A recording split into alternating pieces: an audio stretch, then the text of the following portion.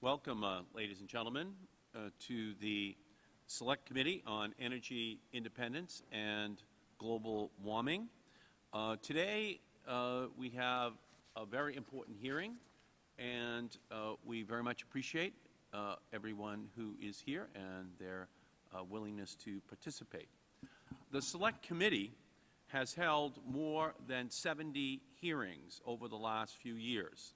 Most of them have focused on the best of America innovation, new technologies, American entrepreneurs working to create new clean energy jobs.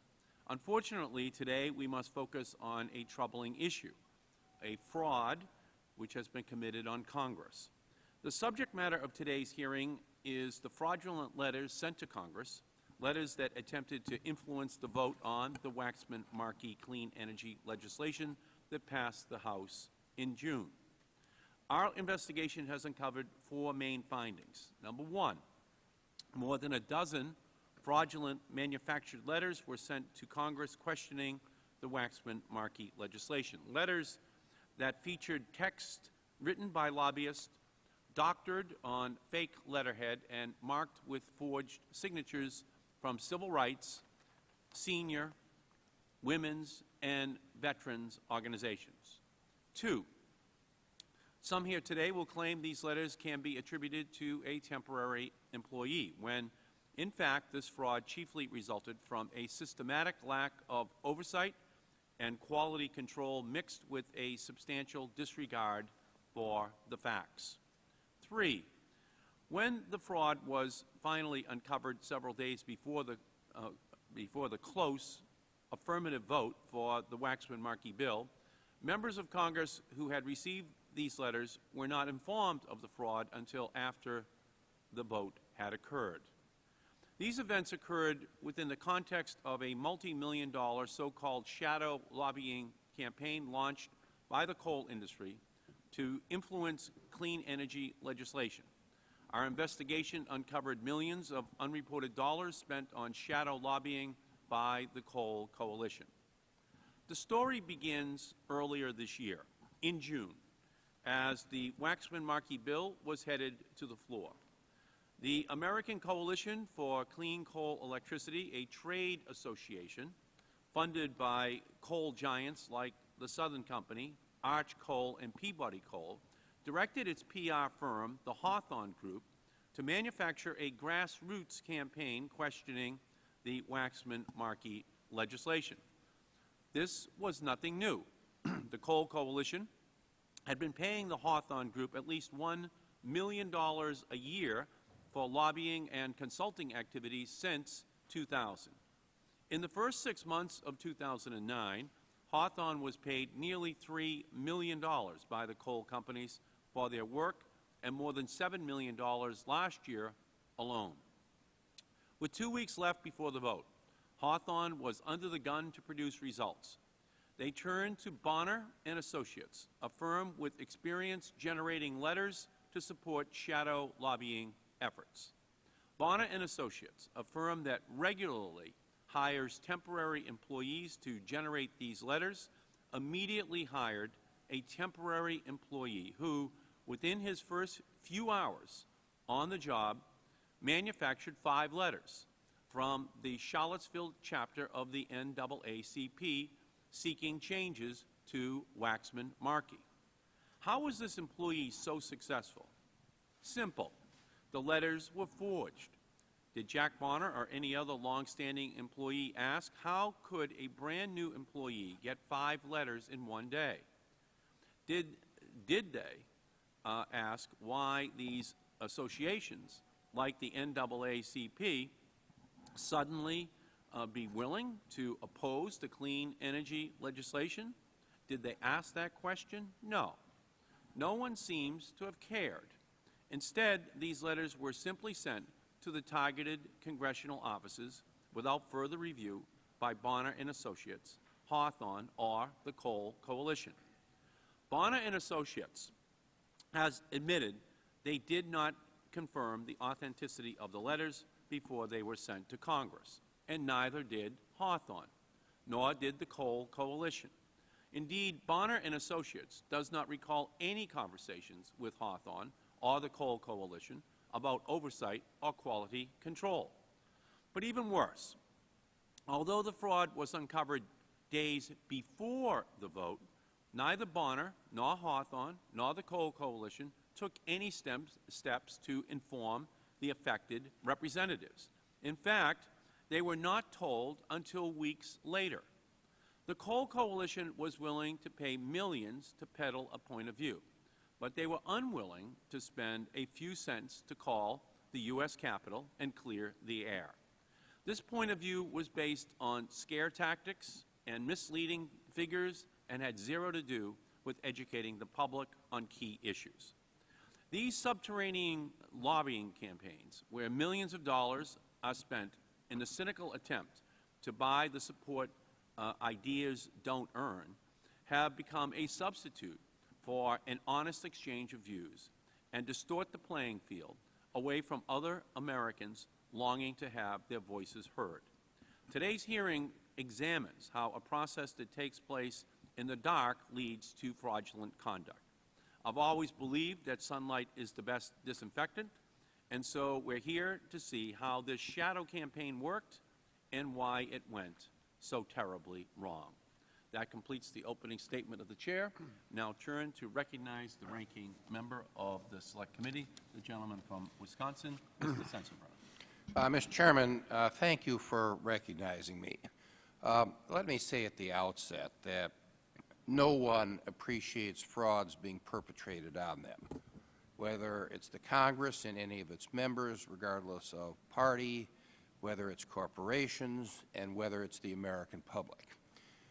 In this case, there was a fraud that was perpetrated on Congress, and no one can stand up to defend it. However, I think we ought to look at this fraud in the context of other frauds that have come up.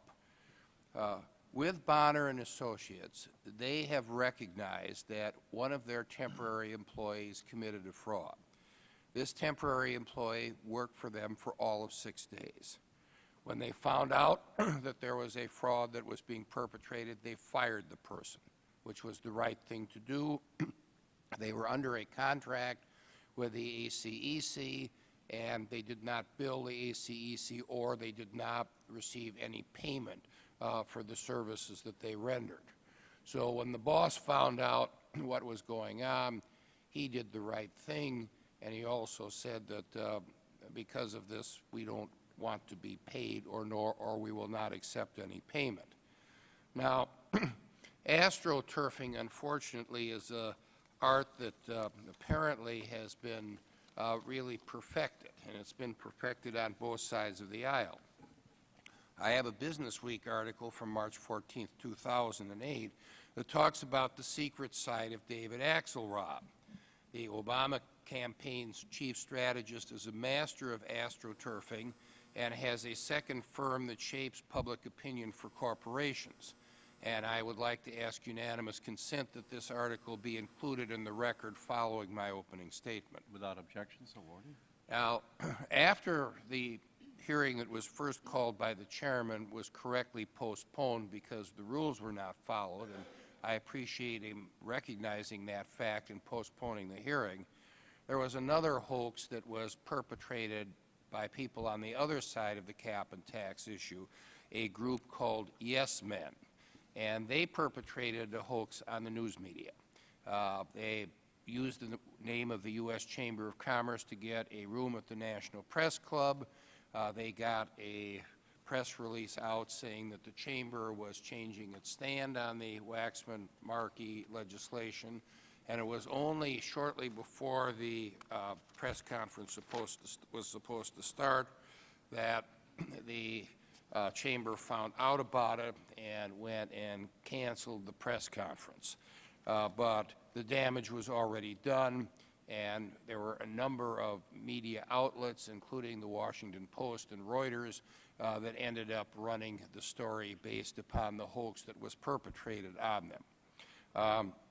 I hope that this hearing, which talks about a hoax where the perpetrators recognize that they've done something wrong, fired the employee and didn't receive any payment would set an example up to those like the yes men and other people that might be thinking about perpetrating hoaxes on important issues of public policy to think twice. And maybe the yes men are thinking twice because the Chamber has filed a civil action against them in the federal courts here in Washington, D.C. So I think what I want to say is that we're all unanimous in condemnation of hoaxes. This is one hoax that ended up having the people responsible paying the price. The yes men hoax did not, and I would hope that when we go forth from this, whether we're seated on this side of the dais, the other side of the dais, or those who are representing the news media covering this hearing, would be equally vigilant and equally condemnatory of hoaxes wherever they may come from, on whatever side the issue they are, so that we can legislate based upon genuine public opinion. And again, I ask unanimous consent that the Business Week article about Mr. Axelrod's money-making activities be included in the record at this point. So ordered. Gentleman's time has expired. The Chair recognizes the gentleman from Oregon, Mr. Blumenauer. Thank you, Mr. Chairman. This is a very busy morning. I appreciate our colleague from Virginia joining us. I just would like to get on with the witnesses. I would say that I do appreciate sort of Congressman Perriello being an example of somebody who has the courage of his convictions, moving ahead, notwithstanding efforts like this to distort public opinion, and took a very courageous stand on a controversial issue and continues to be engaged deeply with the public. And the best antidote to cheating, I think, is a congressperson who is in touch with his constituents and his conscience. And I think our colleague is a great example of that. And I appreciate him being here to cast a little light on the unfortunate situation that he endured, and hopefully assure that it is less likely to occur in the future. Gentleman's time has expired. The Chair recognizes the gentlelady from Michigan. Thank you very much, Mr. Chairman. I appreciate you calling the hearing this morning, and I would want to associate myself with our ranking member's comments and just add this. Certainly, anytime we have any fraud perpetrated, whether it's members of Congress or at any level of government, it demeans the process, it demeans our democracy, our way of governing ourselves here. And I would just say from a personal perspective, I've been involved in politics in an elected capacity probably for about 30 years. One of my jobs was I was a former Secretary of State in the state of Michigan for 8 years, and I was our Chief Elections Officer. And I always thought then that transparency was best, and when I was trying to enforce campaign finance law, there were many times that we would find, shadow organizations that were trying to drive a particular agenda or a particular issue. My favorite was always lots of money going to a group called Good Government, and yet so you didn't know where the money came from. You couldn't tell who was all involved in it, and yet they were trying to drive the legislature to on a particular issue. I guess you certainly can't call that fraud, but yet it's not transparent, and it is trying to achieve an end without full transparency. And I think it is very important that all of us in government and in Congress or state legislatures or city council or county commission or what have you, we all find similar situations. We're always going to have the human element that goes overboard in trying to drive a particular outcome in an agenda, in an issue. And transparency and letting the sunshine in is always the best antiseptic, I think, for making sure that our democracy continues to be strong and vibrant. And certainly calling attention to this issue today is just one in many, many things that happen and always happen and will continue to happen, but we need to always be ever vigilant, and those of us involved in the process trying to shed the light, if you will, and sunshine on people who are trying to drive an agenda. And what's happened here is unfortunate. This won't be it's not the first, won't be the last. And I think as members of Congress, I know on this particular issue, the cap and trade issue, my office received about 10,000 correspondence in various forms, whether that was letters or faxes or phone calls or emails or what have you. I would say about 70% of them were opposed to the the cap-and-trade piece of legislation. But, people have to speak. But a lot of times you would get things and you'd wonder, did this person, is this a fraudulent idea? Who is this group, et cetera? And you just have to try to do your best to weed through these things. So, again, I look forward to the testimony by the witness. I appreciate, Mr. Chairman, you calling the hearing, and thank you very much. Thank you. Gentlelady's time has expired. The chair recognizes the gentleman from Washington State, Mr. Inslee. Thank you. Just a note, if there's ever a fellow who represents the kind of Mr. Smith goes to Washington idealism and courage, it's Representative who's before us today, and I really honor your work on this and other issues so far.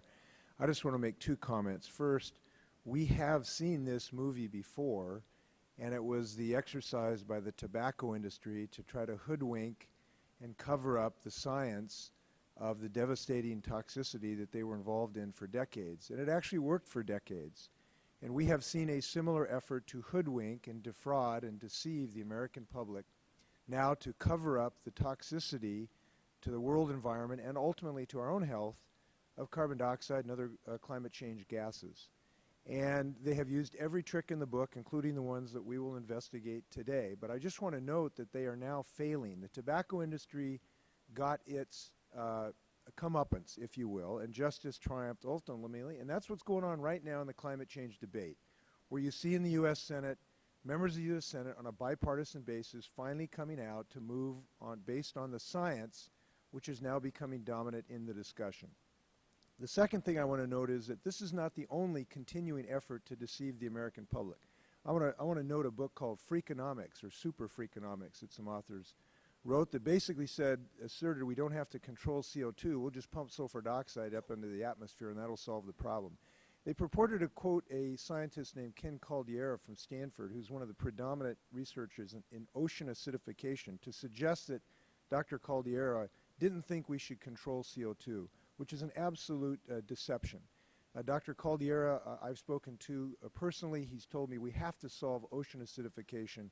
You can't solve ocean acidification without controlling CO2, and yet people are still trying to write books to deceive the American public.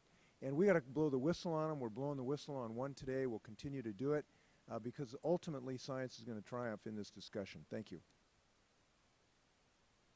Gentleman's time has expired.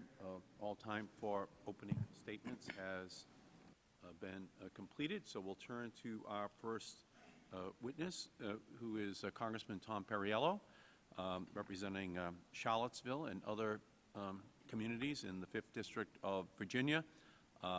He is in his first term here in Congress. He has proven to be an outstanding freshman congressman, and in the energy debate, he clearly, as Congressman Inslee pointed out, has mastered this issue and has a true command of the subject material and an ability to explain these issues in a way that had an enormous importance to the average citizen. So we welcome you, Representative Perriello. Whenever you are ready, please begin.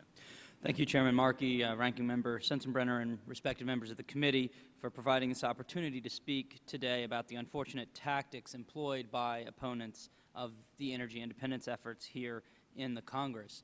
I will leave it to you and your committee to figure out where there are patterns of behavior, where there was deception of intent versus deception of omission. I can tell you simply my story of my experience with this and what I've seen both in our congressional office here and in the district.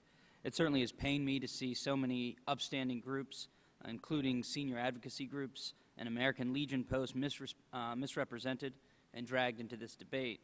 Our founding fathers knew the importance of an elected representative body held responsible by the people and ensured that the right of the people to petition the government would be protected by the First Amendment.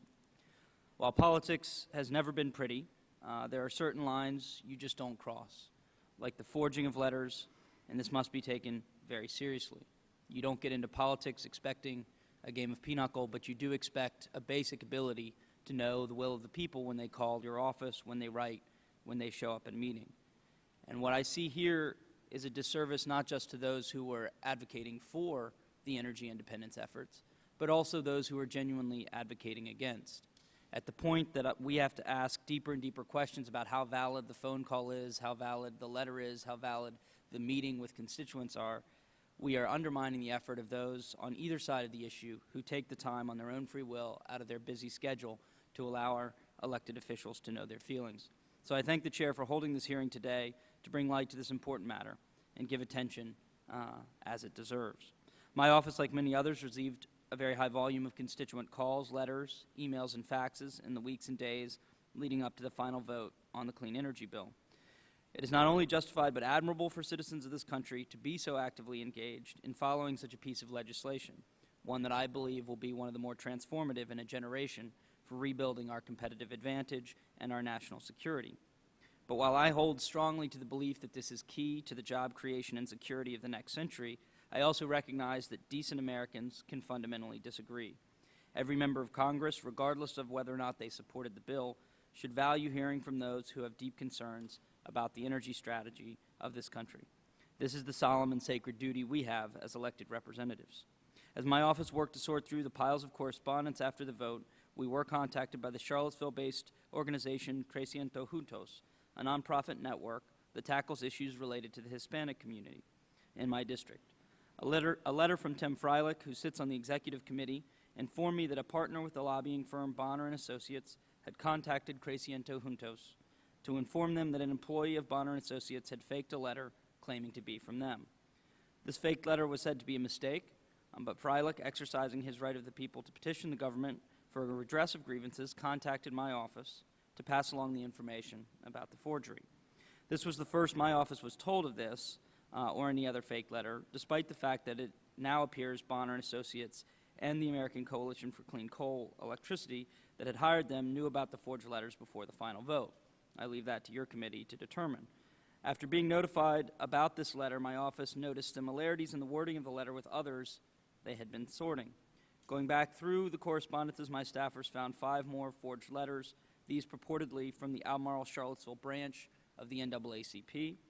I would point out that the National NAACP organization did support the ACES legislation, stating that climate change disproportionately impacts communities of color and recognizing the economic and public health benefits of the legislation.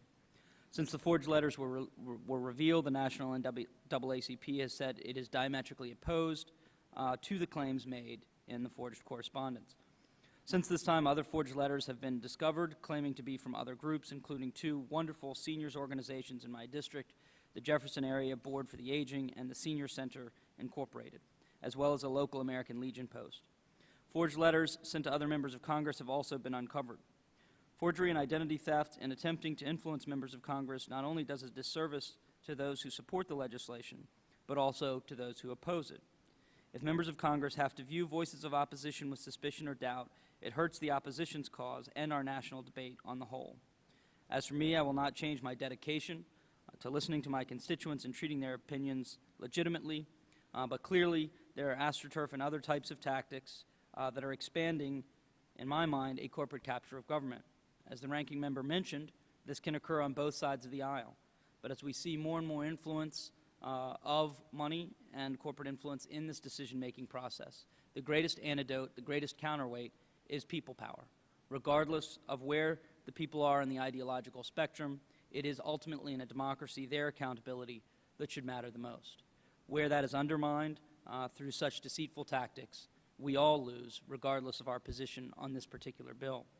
Again, I leave it to your committee to know where this was patterns of behavior, where this was one outlier. But the important thing is that we get to the bottom of this so that we continue to have the most robust and democratic public debate, not only on issues of energy independence, but all those that face us at this critical time. With that, thank you. Thank you, Congressman Perriello, very much.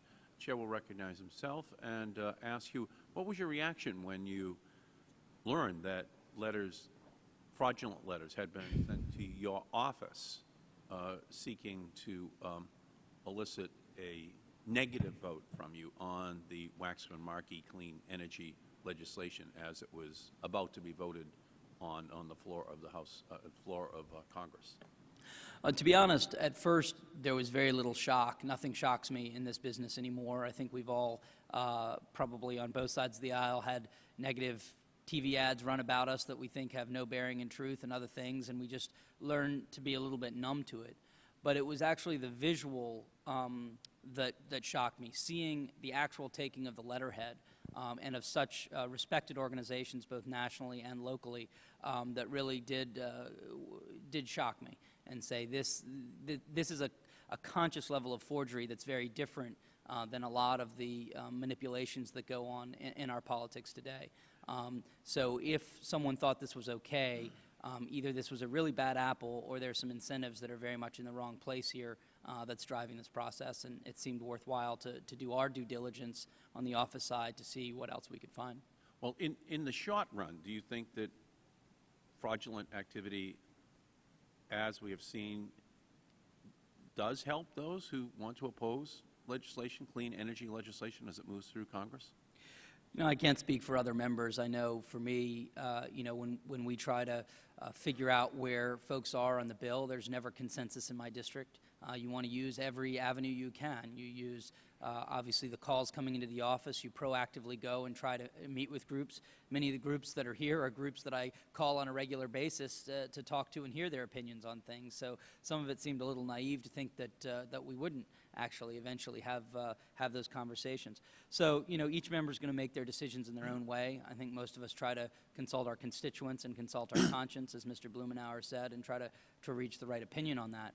But it makes it that much more difficult to do it when, in addition to the normal due diligence, you're also trying to filter through things that are just outright forgeries. But you were not notified before the vote. NAACP did not, in fact, oppose the Waxman-Markey clean energy bill. Is that correct? That is correct. So as far as your office was concerned, they were in opposition. I would say that if anyone knew that this was going on before the vote and didn't let us know, that's certainly an issue of concern, and you know, it's something worth asking some questions about. But for me, yes, they did not approach our office before the vote to correct the record on that. My time has expired. The Chair recognizes the gentleman from Oregon, Mr. Blumenauer. What have you heard from the perpetrators of this fraud? Several of the people involved in the chain have reached out to apologize personally and profusely, and I do appreciate that. And they have certainly let me know that they have conducted investigations internally.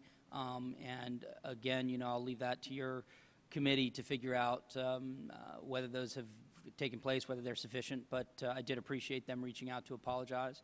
I said to them what I will say to you, which is, you know, to me, the bigger, you know, the really big picture here is a little bit of what Mr. Inslee was talking about, which is we know we are in a climate crisis. I think we've taken a genuine effort to work with all the interested parties in this, to protect stakeholders with a very slow phase in time, with a lot of efforts to invest, for example, in clean coal.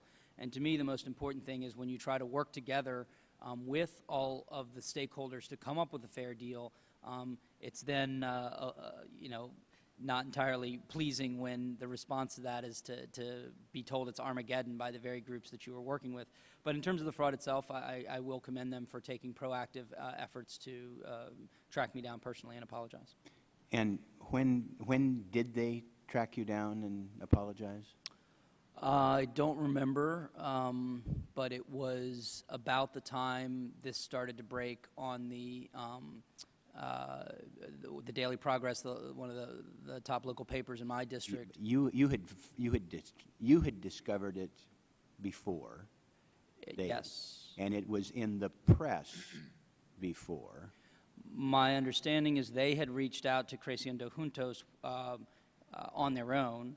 That information had come to us.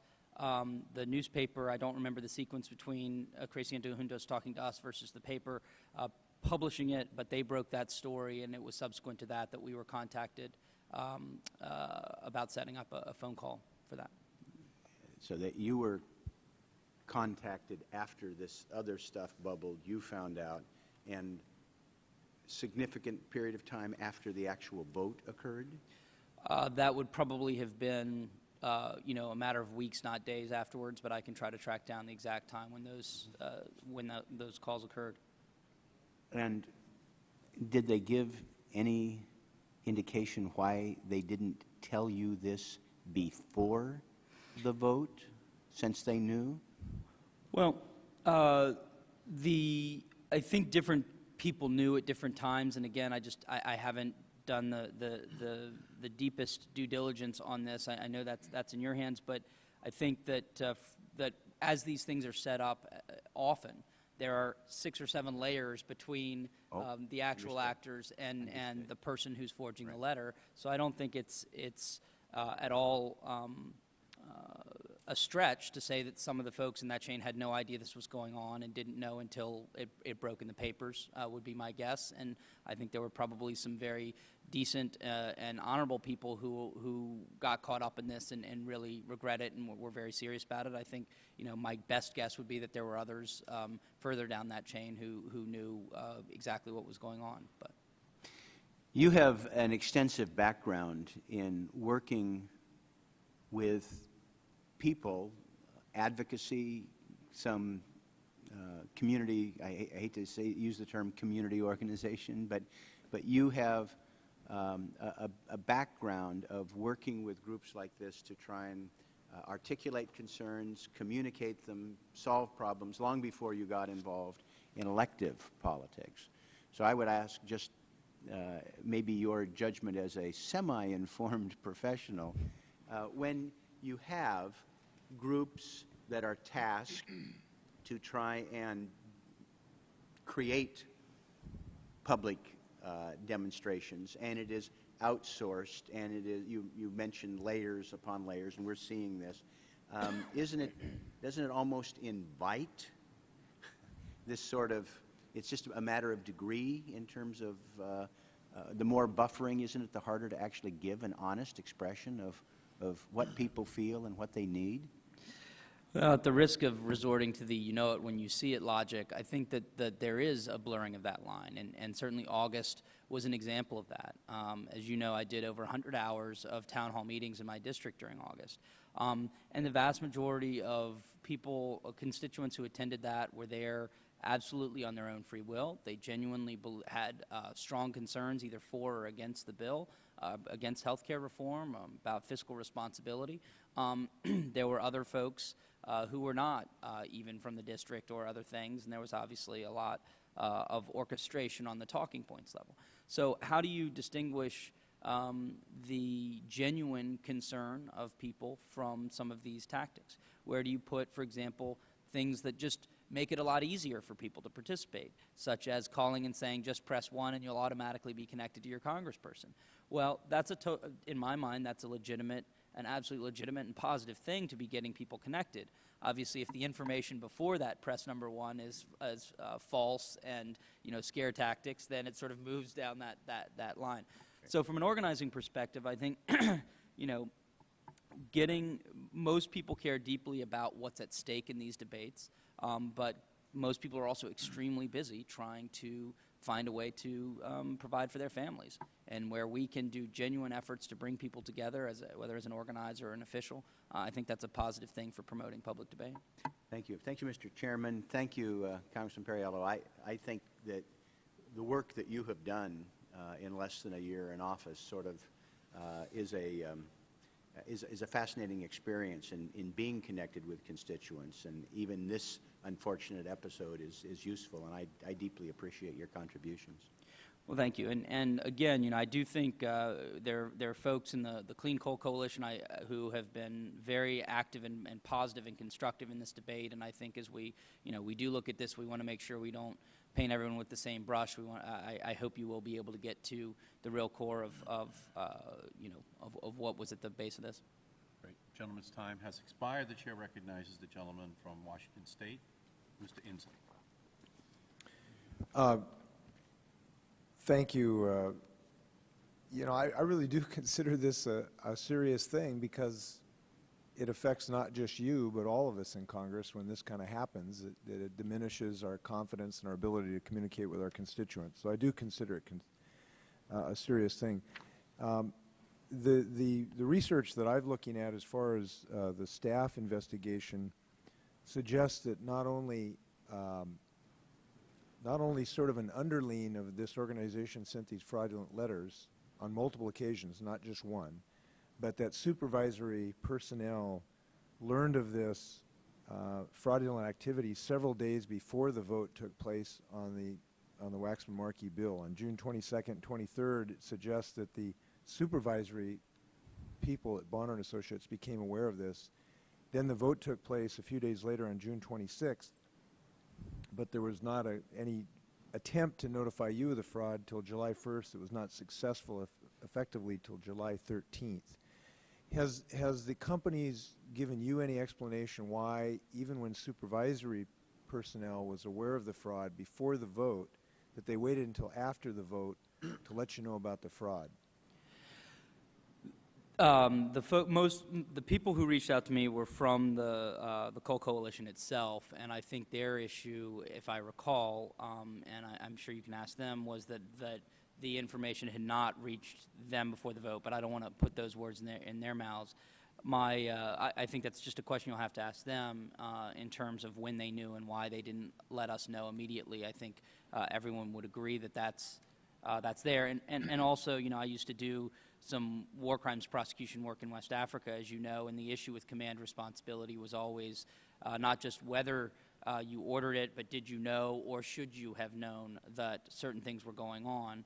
And I think, you know, part of the question here is whether, that concerns me, is not just what people knew, but were there incentive structures set up in which there was a looking the other way to encourage or incent this sort of behavior that I do agree with you is extremely destructive to our democratic process. Well, the fact of the matter is that people who've been trying to obfuscate and deceive Americans about the clear consensus on the science of climate change have created a climate where you could expect this type of thing to happen, because they have on multiple occasions tried to deceive Americans into thinking there is not a consensus about climate change. And so myself, I believe they have created that climate where this kind of thing can be tolerated and happen in their organizations. And frankly, I just think this is just the tip of the iceberg on the deception that Americans have been subjected to. Let me just ask you this: why did their efforts fail? Why did you move forward on this vote of conviction? Well, I do think for all of the sort of corporate capture and slick tactics that have taken over our democratic process, the voice of the people tends to emerge. And I think what you see overwhelmingly from the American people is an understanding that energy independence is one of the challenges of our generation. Our country is being made less safe. People don't like the idea that every time they go to a gas station, they're essentially sending their hard-earned money straight overseas to countries that don't like us particularly. They understand that the energy is being produced elsewhere, the technology, we're being leapfrogged in these areas. I come from the southern part of my district, has very high unemployment, old manufacturing areas, textile hubs, and furniture factories. And we are looking for the next thing. And I think that for too long we have had elites in both parties, quite honestly, pursue an economic strategy based almost entirely on the financial sector and banking, and not on an industrial policy or an ag policy. I think, you know, when I started out in politics and took the step into this world, I conducted a couple hundred interviews with business leaders and others in these economically depressed areas and said, what can bring the jobs back? And people kept coming back to the energy economy over and over again: smart grid, decentralized power production, biofuel, biodiesel developments, all of these, as well as not only wanting wind and solar, but wanting to manufacture it there. Also an advocate of nuclear power and some of those efforts that I think can be part of the solution. So all of that is there, and as you know, really good ideas often take 30 minutes to explain and only 30 seconds to destroy. We've seen that in other debates as well. And I think at the end of the day, the way you break through this is to just work that much harder to be able to make sure you find the time to have the 30-minute conversation and not just the 30-second conversation. If you look at, not to be driven by polls, but the polling even in my district, where I think folks on the other side assume this is going to be a very detrimental issue, people overwhelmingly support this. And support a move in this direction. And I think the division people are going to see at the end of the day is the folks who had the courage to step up and solve a problem versus those who didn't. And I think it's the same courage issue, that you get at with whether, your company comes right out and says, we don't believe this, or does the company create a coalition, the coalition hire a lobbying firm, the lobbying firm hire a sub-lobbying group that then hires a temp employee to do something. I think this is a time where we need to, if you believe something, stand up, put your name on it, and fight for it, wherever you come down on that issue. And I think that's the kind of leadership that the American people are looking for. They don't expect to agree with you every time, but they expect you to look them in the eye and tell you what Well, to believe. it looks to me like they picked the wrong guy to bully. Thank you. Great. Gentleman's time has expired, and Representative Perriello, thank you so much. And we appreciate the fact that you're willing to come forward and to make this presentation to the committee. I think it's a very important issue that we get out to the American people, and it's important as well, as you're pointing out to the committee, that the public has a right to the facts. They have a right to know what the real truth is in the clean energy debate, but also how that debate is being conducted. And your testimony here today is very much appreciated, and it reflects the excellent work that you've been doing here in Congress for your district and for the country. We thank you so much. Thank you, Chairman. Now I would ask the next panel of witnesses to come forward, and would ask the staff to put the names of the witnesses in front of the seats.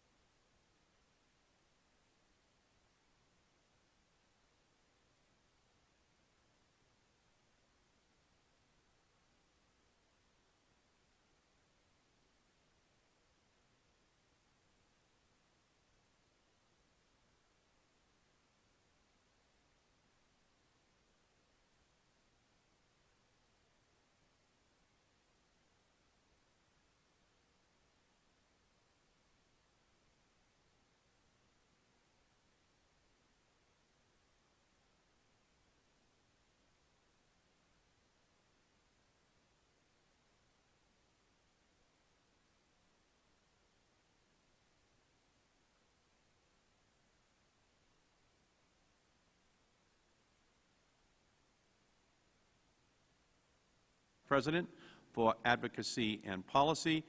The NAACP's Washington Bureau is the Federal Legislative and Public Policy Division of the NAACP, which is the oldest and largest civil rights organization in the United States. He is the recipient of many awards and honors in the civil rights area. Mr. Shelton, we are pleased to have you with us here today. Whenever you are ready, please begin. Well, thank you. Good morning, and thank you, Chairman Markey, Ranking Member Sensenbrenner, and other members of the committee for holding this important hearing and for inviting us here to testify. The NAACP sincerely appreciates the efforts of the committee to investigate this attack on the very integrity and the democratically structured congressional legislative process. The NAACP takes on our integrity very seriously. As such, we are outraged and appalled that anyone would fraudulently misrepresent our position as we pursue legislative opportunities to make our nation greater still. Mr. Chairman, members of the committee, as we understand it, the facts are these. Just prior to the debate on the final vote on H.R. 2454, the American Clean Energy and Security Act of 2009, Congressman Tom Perriello received a number of letters purportedly from representatives of the Charlottesville, Virginia branch of the NAACP in opposition to the legislation. These letters, which had the official NAACP seal at the top, asked that Congressman Perriello support provisions intended to weaken the legislation. After the vote on H.R. 2454, the Congressman Perriello office determined that at least 5 of these letters were forgeries, that they did not come from representatives of the NAACP Charlottesville branch, nor did they even represent the official policy position of the NAACP. Further investigation appears to indicate that the letters were sent out by a consultant group that had been hired to represent opponents of the legislation. Mr. Chairman, members of the committee, please allow me for the record to make one issue very clear. The NAACP supports many of the very important provisions in the American Clean Energy and Security Act of 2009, and we oppose amendments that would weaken these provisions. Secondly, let me say that for more than 100 years, the NAACP has fought for equal access to our political establishment. For too long, the NAACP represented people in this country whose voices were marginalized, to say the least. That is why it is particularly offensive and infuriating to us when our name and all that we have worked for is misused and distorted by others in an effort to misrepresent or deceive the United States Congress. Mr. Chairman, members of the committee, it has been my honor and privilege to serve in the capacity of director of the NAACP's Washington Bureau for more than 12 years. During this time, I have endeavored to build on the reputation of my predecessors and to dutifully and effectively represent the interests of the NAACP members from across the nation. As you may all be aware, the NAACP is nonpartisan. We do not support, endorse, or oppose individuals or political parties. We do, however, fiercely advocate for a public policy agenda and legislative priorities as passed by our members. As such, it has been my pleasure to work with members of the Congress from across the ideological spectrum on a myriad of public policy issues. For example, in the course of my tenure with the NAACP, I worked with Chairman Markey on issues that include cleanup after Hurricane Katrina, making the change to digital television, and closing the digital divide. It has also been my pleasure to work closely with Ranking Member Sensenbrenner, as he played a key role in reauthorization of the Voting Rights Act and his ongoing battles for the rights of disabled Americans. In all of these legislative battles, as well as in many others that we have fought and that we continue to fight, the political strength of the NAACP lay not only in our reputation, but also in the clarity and consistency of our policy agenda. To have somebody blatantly misrepresent the policy of the NAACP is therefore to threaten not only all that we have worked for these past 100 years, but also to challenge our ability to continue to advocate effectively on behalf of our constituent members. Furthermore, because the NAACP has been working for the rights of disenfranchised and underserved communities for so long, our counsel is often sought by other organizations that represent similar groups of Americans. If our position is misrepresented, then it leads to confusion, weakens our position, and prevents our voices from being clearly heard on many crucial issues that affect our communities, our nation, and even our world. So the NAACP is looking forward to a thorough investigation by this committee into what happened. We will be especially interested in knowing if the practice of sending fraudulent letters in any effort to give the appearance of a grassroots movement is a common one. We will also be interested in learning that what has been done or is being done to correct the misinformation and to mitigate any damage a fraudulent campaign like this may very well cause. I will say that from our experience, the first we heard of the misuse of our name was on July 31st, 2009, more than a month after the vote took place, and only then from a media outlet. I am also curious to know if this type of fraud has been perpetrated using the name of the NAACP or any other organizations or individuals in any other instances. I understand that it is not the scope of this hearing to make recommendations on how to avoid future problems such as this. And frankly, I'm not sure I have any solid response that we can give to help address this issue in the future. However, I do know that we are very interested in working with the committee and the rest of the Congress in finding a way to continue to encourage honest, democratically based political activism by constituents and grassroots organizations, as well as other stakeholders, including industry and corporations. At the same time, we must strive to ensure that dishonest communications, which misrepresents the position of one or more of these groups, is stopped. And indeed, Mr. Chairman, I thank you and the committee for the opportunity to testify today. Thank you, Mr. Shelton, very much for being here today. Our next witness is Mr. Steve Miller. He is the President and CEO of the American Coalition for Clean Coal Electricity, a trade association of companies involved in the production, transportation, and use of coal. Thank you for being with us today, Mr. Miller. Whenever you're ready, please begin. If you could turn on your microphone, please. Chairman Markey, Ranking Member Sensenbrenner, and other distinguished committee members. I'm Steve Miller, President and CEO of the American Coalition for Clean Coal Electricity, ACE. I appreciate the opportunity to further assist the committee with its investigation into this important matter. For more than 15 years, ACE has worked to advance a constructive public policy dialogue on issues related to energy and environmental policy. ACE has publicly stated our support for federal carbon management legislation, and we recognize that a cap-and-trade program is one option for such legislation as long as the program provides continued access to affordable, reliable, and domestically produced energy. ACE supported changes to the Waxman-Markey bill that would guarantee additional protections for consumers and the economy. We encouraged constituents to voice their support for measures that would limit the potential for significant electricity price increases. As a part of this overall effort, Bonner & Associates was contracted by the Hawthorne Group, our primary grassroots consultant for 10 years, to reach out to organizations in 7 legislative districts. I'm appalled that some of the letters sent to members of Congress by Bonner & Associates were falsified. The sending of fraudulent letters to members of Congress or any other policymaker is simply unacceptable. Furthermore, it is inexcusable that members of Congress and the affected organizations were not promptly notified about these letters, and we at ACE should have taken more timely action to make these notifications. That's why we've taken extensive steps to investigate and address this situation. Nearly 3 months ago, we launched a full examination relying upon the considerable investigative experience of Venable LLP, our outside legal counsel. Former U.S. Attorney General Benjamin Civiletti oversaw this review as a senior partner of the firm, which led to 3 key findings. First, ACE did not play any role in the generation of the false letters and had absolutely no knowledge that Bonner had produced them until we were informed by the Hawthorne Group. Second, Venable examined the authenticity of all 58 letters submitted by Bonner. Bonner self-identified 12 as being falsified. Subsequently, our review questioned the authenticity of 2 additional letters.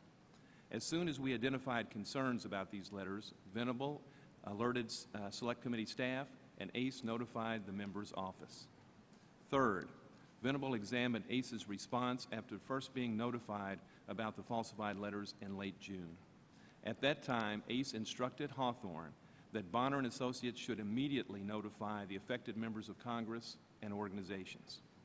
But the investigation also showed that my colleagues and I at ACE should have acted faster to ensure that those affected had been notified before the June 26th vote on H.R. 2454. Our misplaced reliance on Mr. Bonner's firm to quickly make those contacts resulted in our own failure to act in a timely fashion. We've apologized to the affected members of Congress and the local community organizations. Following the examination, Mr. Civiletti made recommendations to the ACE Board of Directors. Based on those recommendations, the Board has taken or directed the following actions. First, 3 senior ACE executives, including myself, have been reprimanded and received substantial financial penalties. Second, ACE staff have implemented a public policy activity code of ethics that our board will review next month. All ACE employees, contractors, and subcontractors must abide by that policy. Third, ACE has informed Bonner & Associates that it will not be paid for the work performed and it will never work for ACE again.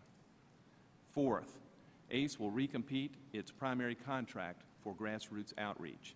Any contractor bidding must comply with our new standards of conduct. Finally, Mr. Chairman, your letter from last week raised issues about how ACE discloses its lobbying activities. We disclose our direct federal lobbying expenses on the quarterly Lobbying Disclosure Act filings, consistent with how many other organizations on all sides of these issues report. In addition, we disclose our grassroots, federal lobbying, state lobbying expenditures on our annual tax return. We will continue to accurately and completely disclose these activities as required by law. As we move forward, ACE will strengthen our commitment to a constructive, transparent, and authentic public policy dialogue that supports environmental progress, greater energy independence, and access to affordable, reliable energy to promote economic growth and prosperity. I look forward to answering your questions. Thank you, Mr. Miller. Our next witness is Mr. Jack Bonner, President and founder of Bonner and Associates. Thank you for coming, Mr. Bonner. Whenever you're ready, please begin. Good morning, and thank you, Chairman Markey. If you could move that microphone over. Thank you. Good morning, and thank you, Chairman Markey and Ranking Member Sensenbrenner, for providing me an opportunity to set the record straight on what did and what did not happen during this most unfortunate matter. As founder and president of Bonner and Associates, I personally take full responsibility for what happened, for the improper actions of our temporary employee who fabricated more than a dozen letters to Congress in the names of organizations and individuals. While we certainly did not authorize or condone his actions, we also did not prevent them. I want to take this opportunity to publicly apologize to the 3 members of Congress who received the fabricated letters, and perhaps most importantly, to those organizations who were fraudulently used by our former employee. I also want to apologize to Hawthorne and to ACE. What this individual did was wrong, and we should have caught him before he perpetrated his scheme. In hindsight, it is obvious that our firm and others would have been better served if we had avoided hiring this individual or preventing his fraudulent acts. But it is also clear that this incident was an anomaly, the result of an individual who, from the day he showed up, intentionally disregarded our procedures and instructions and was determined to engage in fraudulent activity. Although we still do not know what fully motivated him, due to the serious implications of his actions, we referred the matter to the U.S. Attorney's Office. But let one thing be very clear. This improper activity was undertaken without the knowledge of anyone at our firm. It was the actions of one rogue temporary employee acting on his own, against our company's policies and without the knowledge of anyone else at Bonner and Associates. Once we discovered the fraud, we took prompt action to notify our client and to immediately reach out to the organizations whose names had been used to apologize and explain what had happened.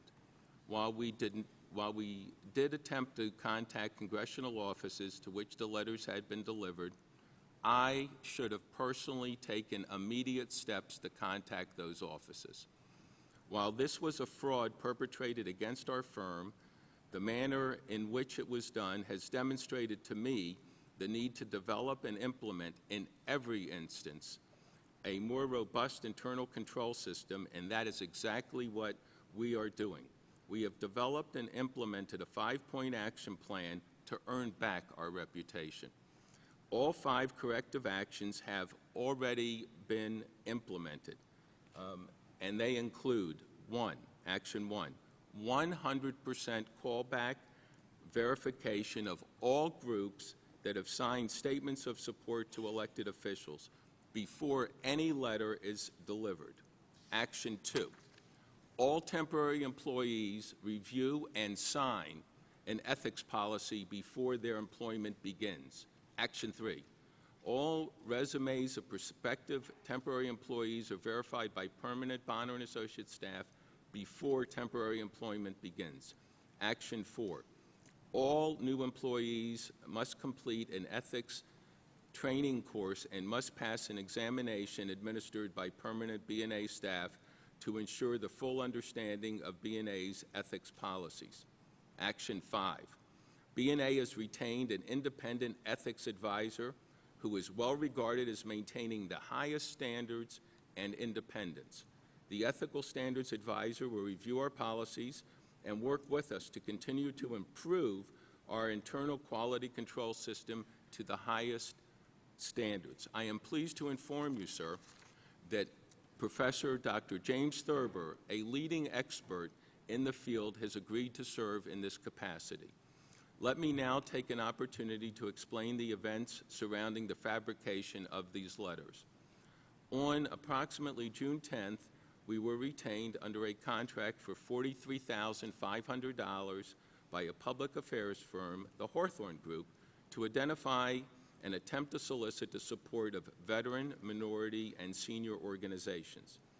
One of the temporary employees we hired for this project was an individual responsible for the fabricated letters. His resume had appeared impressive and demonstrated bipartisan political experience and extensive grassroots advocacy. However, it is now clear that on his very first day on the job, June 12th, this employee used fictitious names of officers and employees to generate 5 fabricated letters. Over the next several days, he fabricated additional letters. When we discovered what had happened, our immediate reaction to this fraud was to advise our client, as well as to reach out immediately and apologize to the organizations whose names were used without authorization. On July 1st, we contacted offices of 2 members of Congress who received fabricated letters. After numerous attempts in the intervening congressional recess, it was not until July 13th that one of our staff finally succeeded in directly speaking with the congressional staff of Representative Perriello and Representative Dahlkemper about this matter, although it appears that Representative Carney's office, which received 1 letter, was not contacted. As I said earlier, we should have immediately contacted all 3 offices and immediately apologized in person. Finally, while we take full responsibility for what happened and recognize there were quality control and human resources improvements that need to be made, we have learned that it is difficult to defend against a person bent on committing fraud. I also know that all of us who play a role in facilitating public participation in the democratic process bear an important responsibility to ensure that process is free from unethical behavior, because I recognize how important it is for people to be encouraged to express their views and participate in debate on public issues. I am committed to doing everything I can to make sure that something like this does not happen again. Thank you for this opportunity to answer any questions you may have. Thank you, Mr. Bonner. And our last witness is Ms. Lisa Matz. She has served as the Director of Public Policy and Government Relations at the American Association of University Women since 2003. The name and the letterhead of the American Association for University Women was misappropriated and used on one of the fraudulent letters. We welcome you, and whenever you feel comfortable, please begin. Thank you, Chairman Markey. And members of the committee, I'd like to thank you for conducting this investigation into fraudulent letters sent to members of Congress during debate over the Clean Energy and Security Act. I'm glad to be here today to address the troubling practice of astroturfing. What is astroturfing, you may ask yourself? Simply put, it's politically motivated public relations campaigns that try to create the impression of spontaneous grassroots engagement, hence the reference to astroturf. The goal of these campaigns is to disguise the efforts of a corporation as an independent public relations action. These well-funded activities masquerade as people-driven movements, when in fact they are anything but. I know because I work for a genuine grassroots organization, complete with community-based advocates. Founded in 1881, AUW has approximately 100,000 dues-paying members and 1,000 branches nationwide. AUW has recently been affected by the worst form of astroturfing. Bonner and Associates, a grassroots lobbying firm hired by ACE, has used AUW's good name in fraudulent letters to Congress. Ironically, energy policy is not even an area in which AUW advocates. A Bonner employee resurrected a now-defunct Charlottesville branch, used the AUW logo, and faxed and hand-delivered at least 1 letter to Representative Tom Perriello of Virginia, urging a vote against the energy bill. According to press accounts, Bonner, Hawthorne, and ACE knew of the fraudulent letters at least 2 days before the House voted on the energy bill, but neglected to inform the affected offices about the letters until weeks later, well after a very close vote. The scapegoating of one employee is not necessarily going to solve this problem. Not only does AEW join in the call for an investigation by the Department of Justice, we also encourage Congress to reconsider legislation to address this shockingly legal but unreported practice of astroturfing. In 2007, there were attempts to include grassroots lobbying disclosures in the ethics bill, which would have required grassroots firms such as Bonner to disclose their lobbying expenditures and identify their clients. Unfortunately, this section was removed.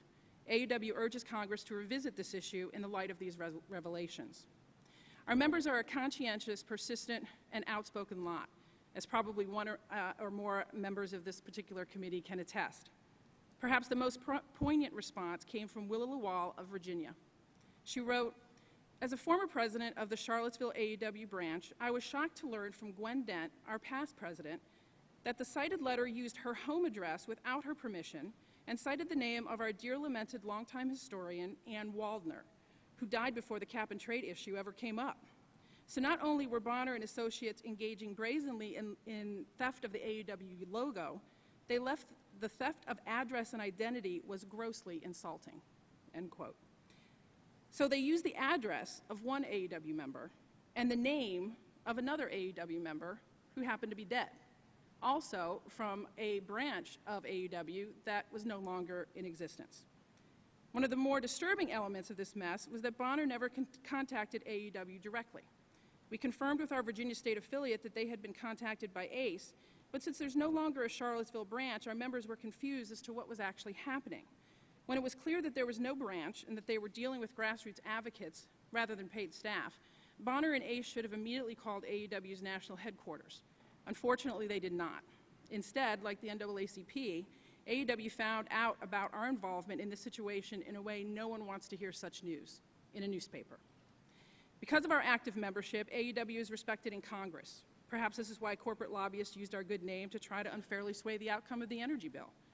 AEW has a small team of ethical professional lobbyists to fight for our issues on Capitol Hill and in the administration. We approach our policy challenges as good, clean fights.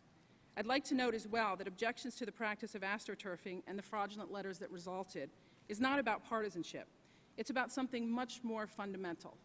It's about who gets heard in the halls of power. This is about the fact that we, as a real grassroots group, don't necessarily have the astroturfers' resources and corporate funding.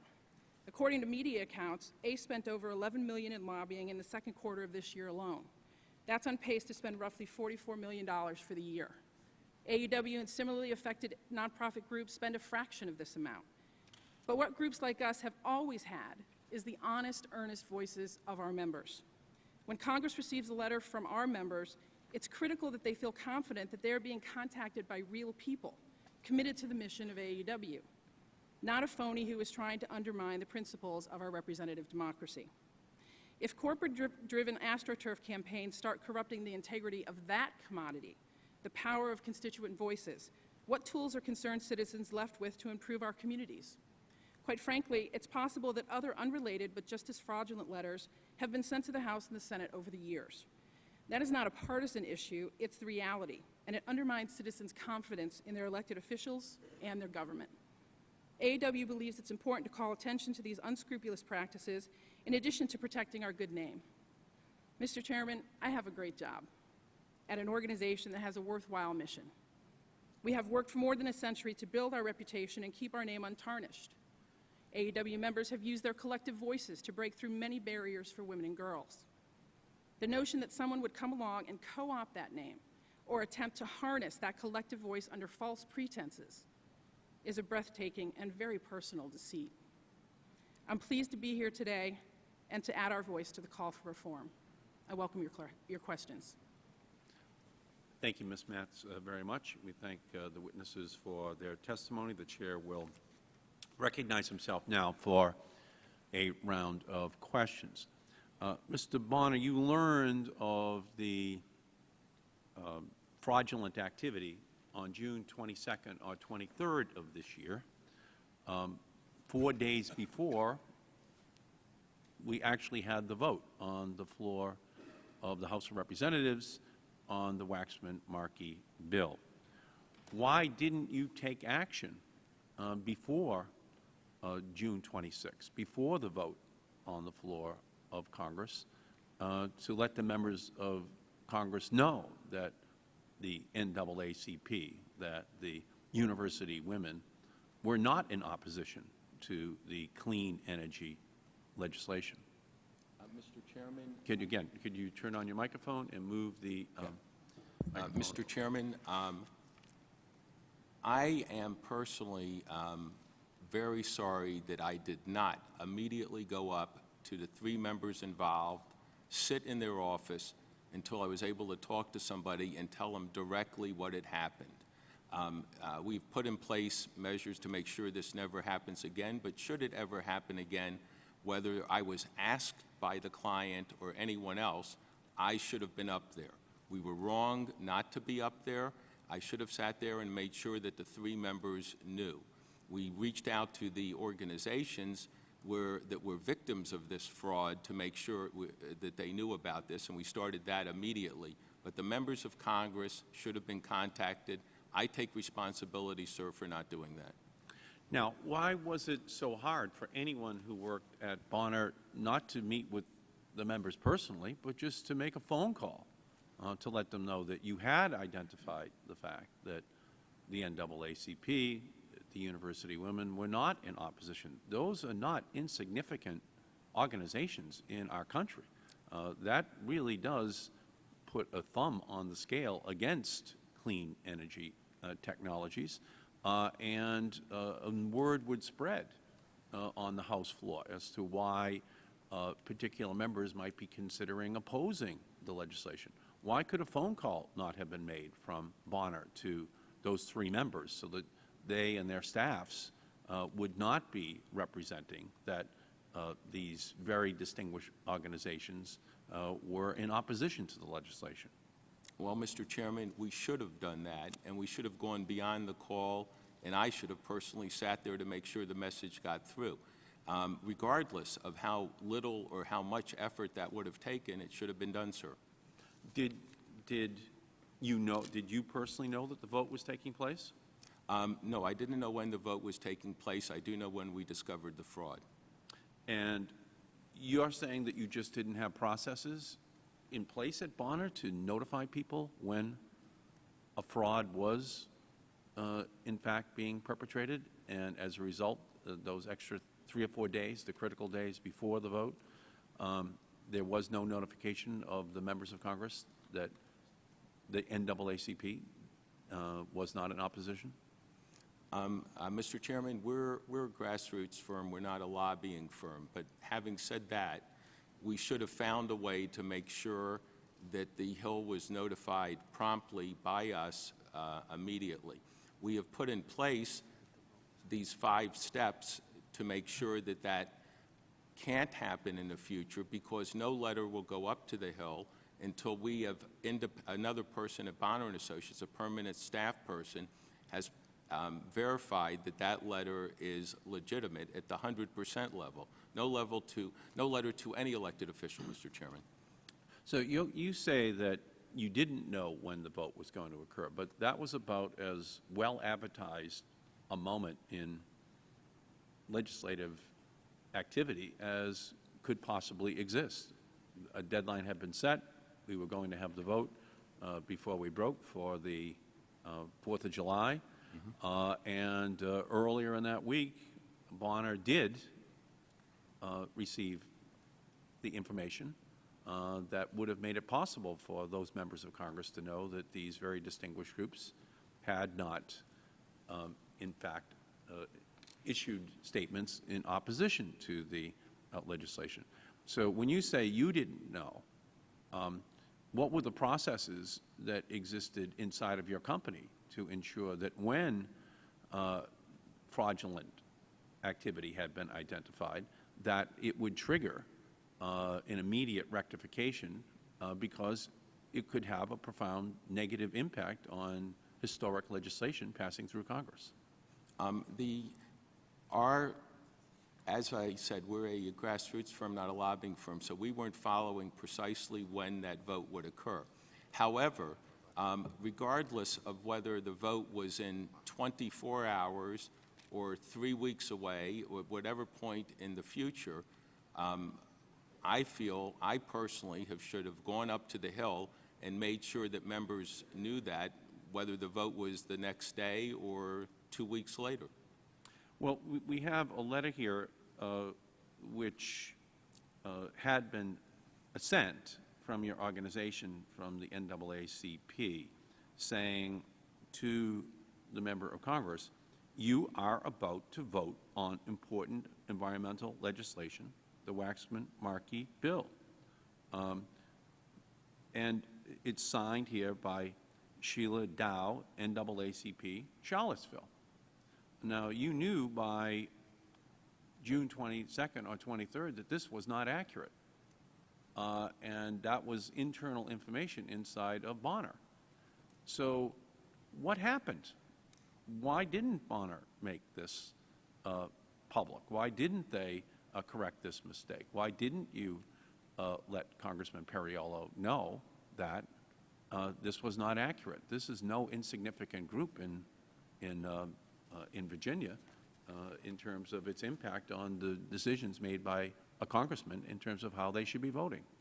When we found through our own quality control checks that the fraud had occurred, we immediately fired the person involved, and we immediately informed the client. We should have also immediately informed the member of Congress. And why didn't you?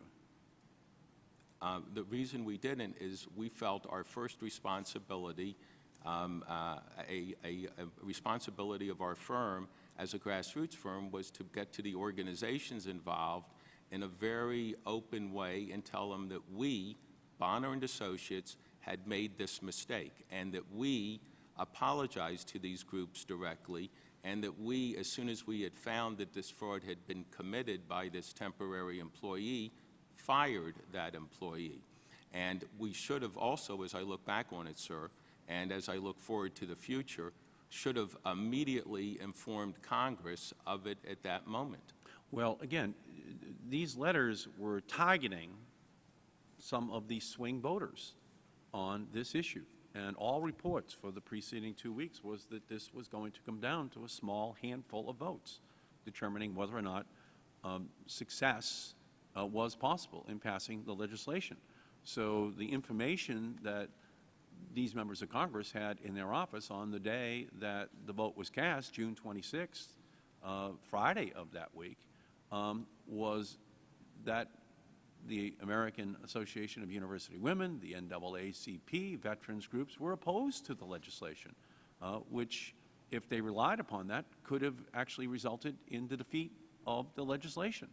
So, again, it goes back to the question of why didn't Bonner notify the members of Congress that this information was inaccurate, that it had been manufactured, and that they should not be casting their vote based upon these misrepresentations.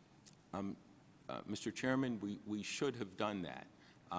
It wasn't done for any other reason than we should have done it, and that our responsibilities were to make sure that the third-party groups, the community organizations who had this awful fraud perpetrated upon them, were informed immediately by us, telling them our responsibility and Bonner and Associates' responsibility alone. This was something we were responsible for, and our employee did that, and he shouldn't have, and we should have caught it, and we fired him.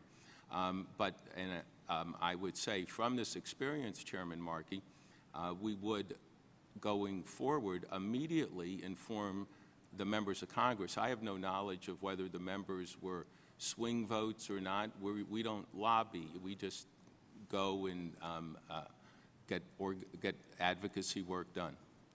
Well, the reality is that they were. And the reality was that this was going to come down to a small handful of votes. And so, you know, miscommunication of information to these members went right to the heart of our ability to have a debate on the facts of whether or not this energy legislation was good for the country or not. And so, again, organizations of this nature have a very heavy moral and political influence in our country. So, Mr. Shelton, Mr. Bonner said that your organization, the NAACP, was notified as soon as possible. When were you notified? The vote was on June 26th. The the fraud was identified on June 22nd or 23rd. When was the NAACP notified? My office first heard about this on July 31st, and I run the Government Affairs Office for the NAACP that oversees all governmental interactions between the NAACP and the U.S. Congress. And we did not hear from any outside organization. We heard from news outlets asking us what we thought about the fraudulent activities that had occurred. So, Mr. Bonner, what do you have to say to Mr. Shelton about that long delay in notifying them that the good name of the NAACP had been used to attempt to defeat this clean energy legislation? Mr. Chairman, on June 29th, one of my staff people had a very lengthy conversation, of which we have a record, that the conversation took place with the Vice President of the Charlottesville NAACP, at which time we apologized for what we did. We informed the Vice President of what went on, that Bonner and Associates was responsible for this, and we told her all about this.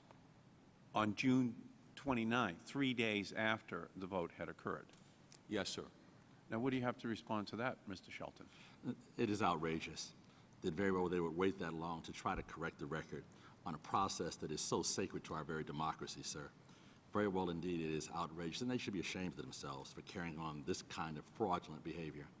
Okay. Ms. Matz, when did you find out that the use of your organization's name had been misappropriated and used to attempt to defeat the Waxman-Markey Clean Energy Bill? Right. We actually, at National AEW, found out even later than the NAACP did. It was the first week of August. And we found out as a result of a newspaper article from Charlottesville. It was literally something that came up on a Google search, believe it or not. So, Mr. Bonner, what do you say to Ms. Matz in terms of that long delay, all the way from June 22nd to the first week of August? And this organization, the American Association of University Women, still don't know that their name has been used to defeat clean energy legislation. Mr. Chairman, what I would say to her is we should have found the national organization immediately. The person, this temporary employee that did the fraud, had actually made up a chapter that was no longer there, and we attempted to find that chapter in Virginia, and we didn't. We should have contacted the national immediately. When we talked on the phone, because the AAUW contacted us, and I personally spoke and apologized for what happened and explained that Bonner and Associates was responsible and that we had fired the person involved, but we should have gotten a hold of the national organization right away, and I apologize for that. We wouldn't do that again. Ms. Matz, what is your response? Well, I find it regrettable that I had to be the one to reach out. I do appreciate the fact that when I did, there was a conversation that was held.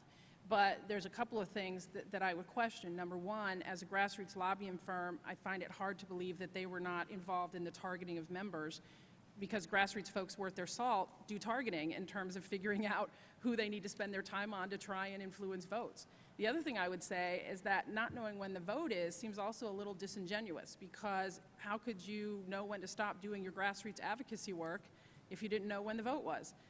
So it seems, again, there's some disingenuousness going on here. And for our members, quite frankly, it's outrageous. The fact that they used the name of a dead member, the fact that this was someone who that particular branch had, when it used to be in existence, was very highly regarded.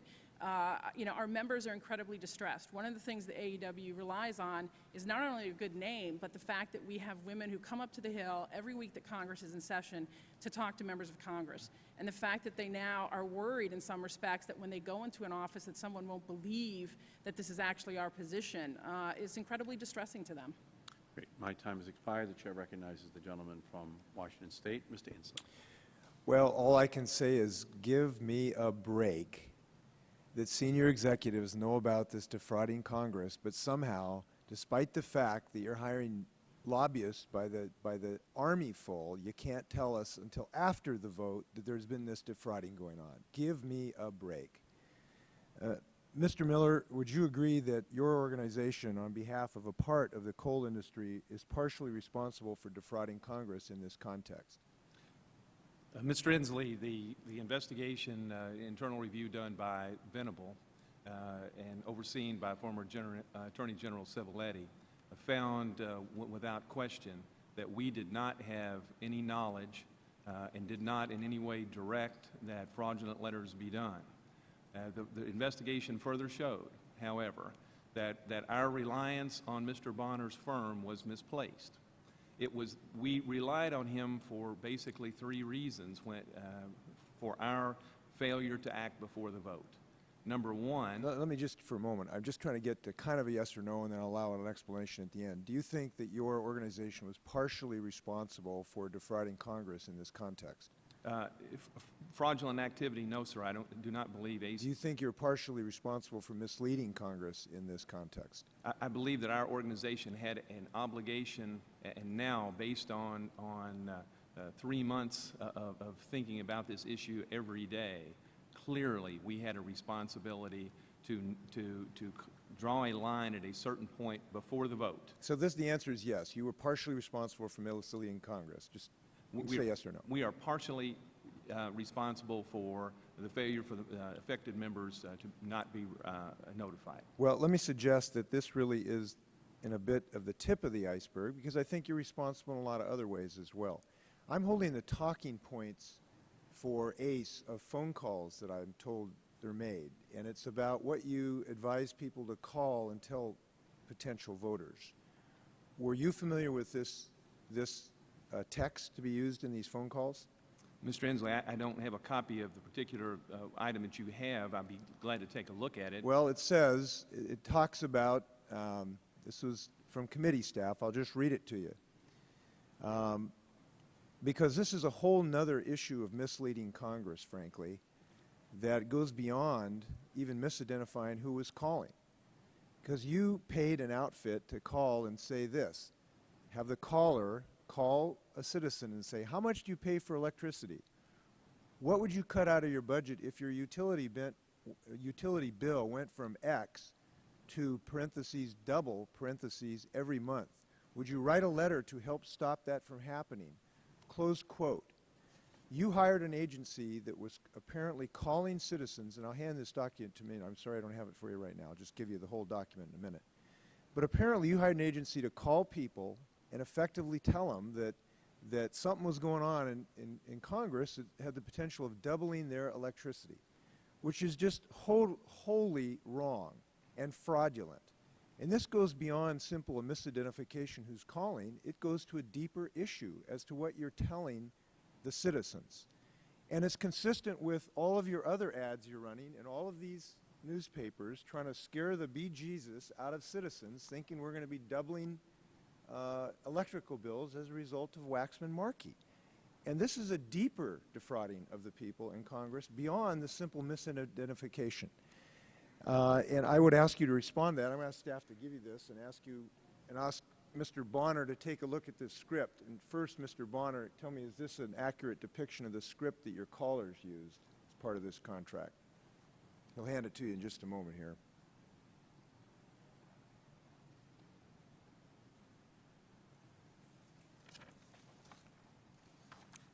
Is that basically the script, Mr. Bonner, that your callers worked off of when you called people? No, it's not the script that we used. Are you familiar with that document? I'm sorry. Yes, it is. It is. I'm sorry. It is original talking points that we used in our training. When we do calls, Congressman, we don't read a script to anybody. Okay, well, let me just get to the heart of this. This is a training document. You told your callers what to tell citizens. And in that document and in that training, you told them to tell the citizens that there was something going on or potentially going on that would end up doubling their electrical rates. Isn't that right? Well, I'm reading it right now, Congressman. It says what would happen if their utility bill doubled. Right, ask and it's that real question. clear that what you wanted to do and what this industry wanted to do is to scare the dickens out of voters, thinking that some bill was percolating back here that would double their electrical rates. Aren't I right? What we wanted to do was inform citizens their electrical rates could go up. You wanted to know them to think they were going to double. That's why you put it in your training document, isn't it? We set what the Why'd you put double in your training document if that's not what you wanted your people to say when they called? The talking points supplied by ACE were what we used as the model to talk, or supplied by Hawthorne, were used as talking points to do that, to communicate what was going Right, and what happened here is Hawthorne, after getting their instructions from the coal industry, wanted you to try to convince citizens that there was a potential their electrical rates were going to double as a result of some legislation back here. Now, isn't that what happened? And I really like to short-circuit that. Isn't that what happened? The talking points that we trained from does have the line in it, what would happen if their utility bill doubled. Right, and that didn't come from a figment of your imagination. No, that sir. came from information from Hawthorne that got their information from Mr. Miller's organization. Isn't that your understanding? Yeah, well, my understanding is Hawthorne gave Thank us you. this Now, Mr. Miller, did your organization suggest to the Hawthorne organization that in their calls or in other information give to citizens that it would be discussed a potential doubling of people's electrical rates? Never, sir. Okay, so your testimony is the Hawthorne administration apparently imagined this. Is that what happened? I don't believe so either, sir, and I would like to cite you to Well, just if you can't help us, where did this doubling, whose idea was it to try to scare the citizens into believing there's doubling using your money? I believe that came from Bonner internally, and I would cite you, sir, to the filing that the Hawthorne Group made with the Select Committee on August 27th. One of the attachments to it is a full-page document that was, under penalty of perjury, what the Hawthorne Group says that they delivered to Bonner and Associates to develop their work. Okay, so you believe Bonner and Associates came up with this doubling using your money, but apparently you didn't have enough good quality control on what you were trying to scare the citizens about to know that you were spending millions of dollars to try to convince the American public that there was a potential to double electrical rates. Isn't that what happened? We have never, in the debate about the Waxman-Markey bill, ever intimated directly, indirectly, that there would be a doubling of rates. You remind me of the guy who hired a hitman and said, just take care of the problem. Don't tell me whether you're using a knife or a gun. That is wholly irresponsible on your part not to give them and confine the information they were giving to the public. Don't you agree? Don't you believe that was wholly irresponsible by your organization? We provided to the Hawthorne Group a very detailed list of talking points and suggested activity. And Mr. Inslee, this is critically important. Our organization has never opposed the Waxman-Markey bill. And in the directions that we gave to Hawthorne to provide to Bonner, and for the Hawthorne Group to use with phone calls that they also oversaw, that we were seeking changes to the bill, particularly a limit on the price of emission allowances as they would be sold in order to hold down the price of electricity. We have never opposed the Waxman-Markey bill. We were seeking changes to it, and the record, I think, very clearly shows that in regards to our filings before this committee. Congressman, if I could. So just, excuse me, Mr. Bonner, I want to make sure I understand Mr. Miller's testimony. You're telling us that, is it our understanding that you hired the Hawthorne Group, and was there any information you gave to the Hawthorne Group that you authorized them to convey to the citizens as to the amount of potential increases of their electrical rates? No. All it said that and I can quote from our filing with the committee yesterday to your interrogatories from last week. Their script that the Hawthorne Group used for telephone calls, for example, stated that the U.S. House of Representatives is set to vote soon on a climate bill to change to reduce carbon dioxide emissions. Most everyone agrees the bill will increase energy prices. And I believe, Mr. Inslee, from almost every analysis that's been done by the EPA, by EIA, and other government sources, it is clear that effective, strong climate legislation will increase to some degree energy prices. So you're telling me, you don't believe, given the context of what happened here, that you spent millions of dollars both on lobbyists and on a public, I won't call it information, I think it's a disinformation campaign, that they were telling citizens that it would potentially double their electrical rates. You're telling me that you don't believe that you were at least somewhat irresponsible in not confining the information that was conveyed to the public in this regard? I believe the information that we gave to Hawthorne to provide to any subcontractors they used was entirely responsible. So you're telling me you'd do it again? No, sir. Well, I want to make sure I understand this. You're telling me that you don't think your group acted irresponsibly when it spent millions of dollars that ended up trying to scare people into believe their electrical rates could double without telling them, no, you need to tell the truth. You would do that again, knowing what happened here, and not make sure that the people were told to tell the truth, not to try to scare them into this thing that their electrical rates were going to double? Part of the new code of ethics that we've put in place codifies the rationale that we used in providing this information to Hawthorne, but we're going to require now contracts, not only between ACE and Hawthorne, but any contractor we have with subcontractors that require that those subcontractors use only materials that have been prior approved. So you're telling me you won't do it again then? We're taking extra measures to make sure that the legitimate public policy items and information and requests to make changes to legislation rather than to vote against it. So I want to make sure I understand it. You're not going to go out and tell citizens or try to make them believe that their electrical rates are going to double as a result of this legislation. Is that correct? ACE has never done that, sir, in regards to this legislation, and I cannot imagine that we would do so again unless a truly valid analysis showed that whatever proposal was in place would in fact do so. But that Well, is not okay, the case. we agree that there was some wrongdoing here, and the question is, what is penance? And I want to make sure I understand it. On June 25th, as we were preparing to look for the 218th vote to pass the Waxman-Markey bill, did your organization have lobbyists working Capitol Hill? We did have lobbyists working Capitol Hill to seek changes to the legislation, particularly for a safety valve to try to put an upper limit on the price of emission allowances to hold down electricity prices. And pending that change, were you advising members how you wanted them to vote? We were seeking changes. We did not. So let me hit that question straight on. We did not seek members voting yes or no on this bill. It was the judgment of our board that we should be continuing to try to seek changes, not only for a safety valve, but other aspects of the bill that we thought needed to be changed. And at no time did our contract lobbyists or did we direct anyone on staff or any consultants that work for us to seek votes to oppose the Waxman-Markey bill. Mr. Miller, we do agree. I think there was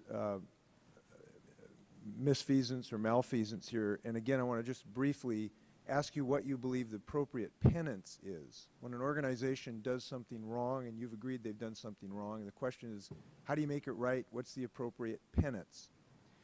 Right now, your organization is running millions of dollars of ads suggesting that the current Waxman-Markey bill, I think, is not to your liking, the best way I could categorize it. You still have lobbyists on the Hill. Let me just suggest, don't you think as a first step that you direct your lobbyists to talk to, for instance, Senator Inhofe and tell him, look, Senator, this is a real problem in America. Climate change has real potential cataclysmic consequences. Our industry believes that we have to deal with this. We need to limit carbon dioxide gas, and you are simply wrong in saying that this is some fiction of rogue scientists. Now, don't you think that's some penance that your organization should do? Let's start with Senator Inhofe. Our organization, our board has very clearly stated for 2 years that we support a federal carbon management program as a matter of federal law, and that a cap-and-trade provision could be is one option for that. So we clearly recognize that carbon management legislation and federal legislation in this area is a desirable action by this Congress, so long as it is reasonable. And we take that message, Mr. Inslee, to Democrats, Republicans, across the board. And so whether it's Mr. Inhofe or whether it's members of the House, we are methodically working through the members of Congress to say that our organization supports federal carbon management legislation that could include a mandatory cap and trade. So, Mr. Miller, do you think it would be proper partial penance for your organization when you leave this hearing to call your lobbyists and tell them to go talk to Senator Inhofe and tell him that your organization believes that we have to limit CO2 because it has potentially catastrophic impacts on America, number one, and number two, maybe run one ad saying that we've got to have, in fact, CO2 limitation or we're in deep trouble. Now, don't you think those are two things that you ought to do and will do? I'll just ask you simple. Yes.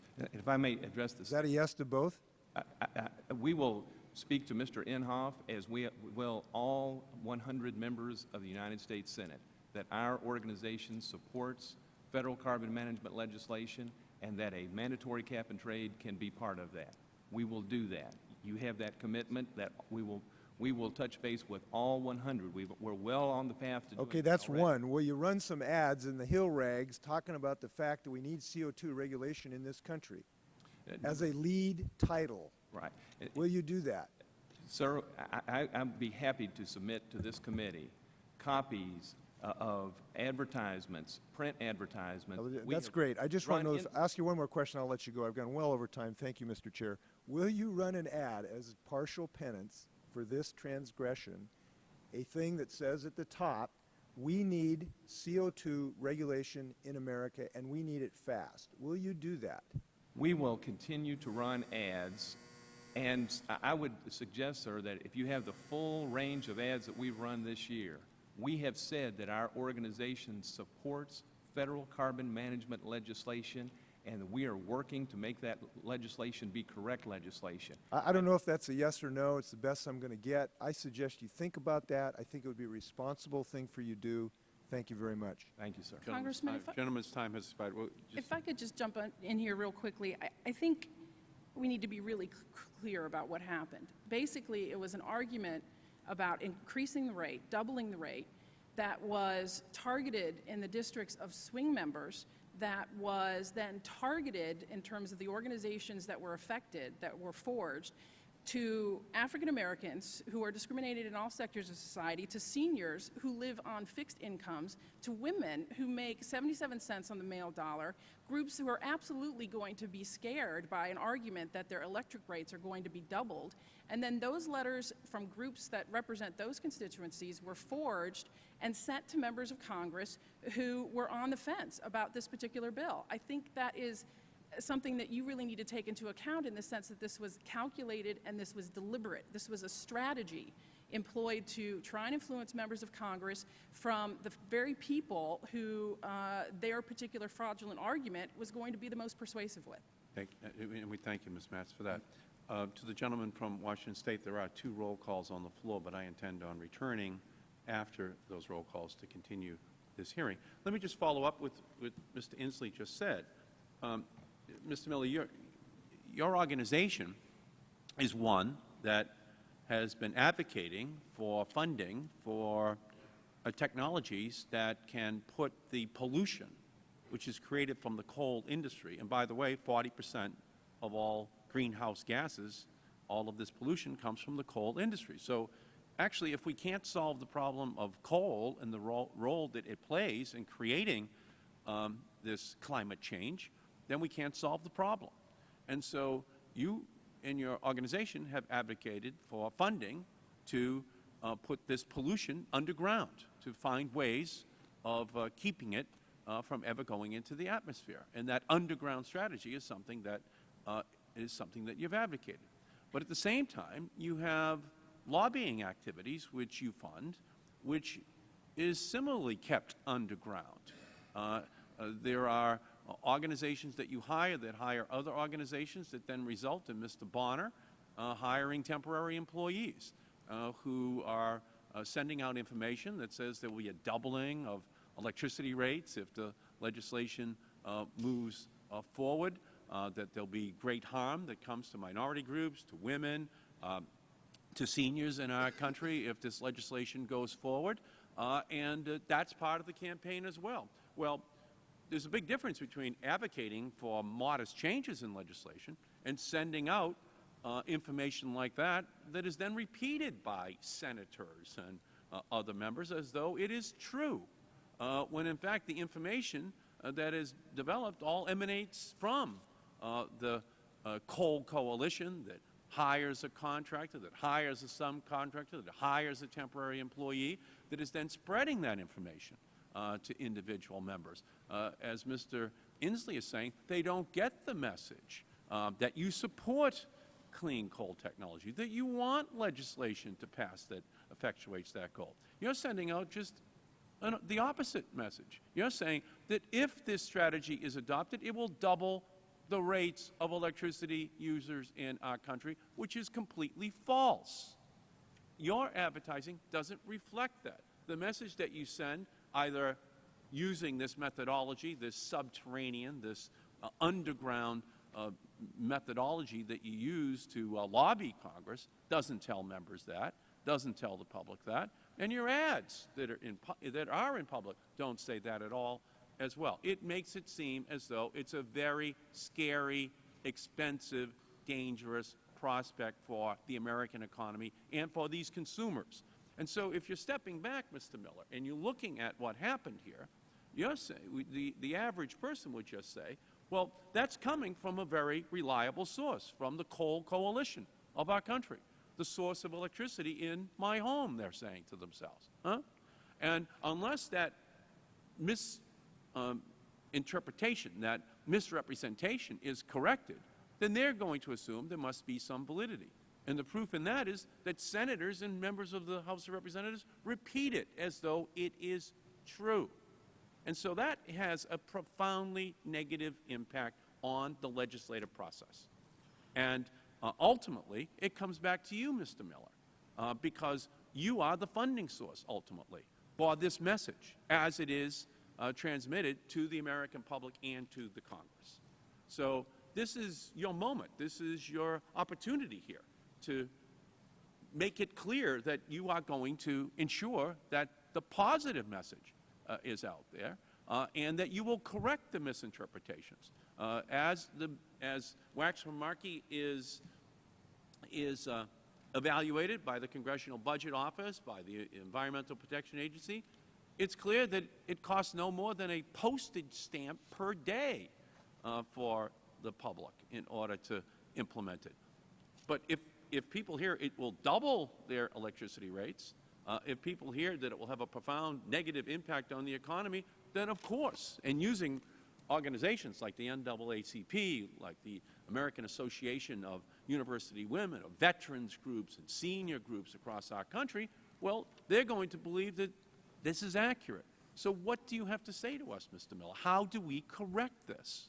We correct this in a number of ways. Number one, in the exchanges that we're having right now, I'm trying to be very clear and accurate in regards to what we have said in our advertising and requests that we've made for contacts to be made and suggestions for contacts to be made with policymakers, that our organization supports federal carbon management legislation that could include a mandatory cap and trade, that legislation needs to have key components to it, one of which are very strong measures to make sure electricity prices do not surge because of this.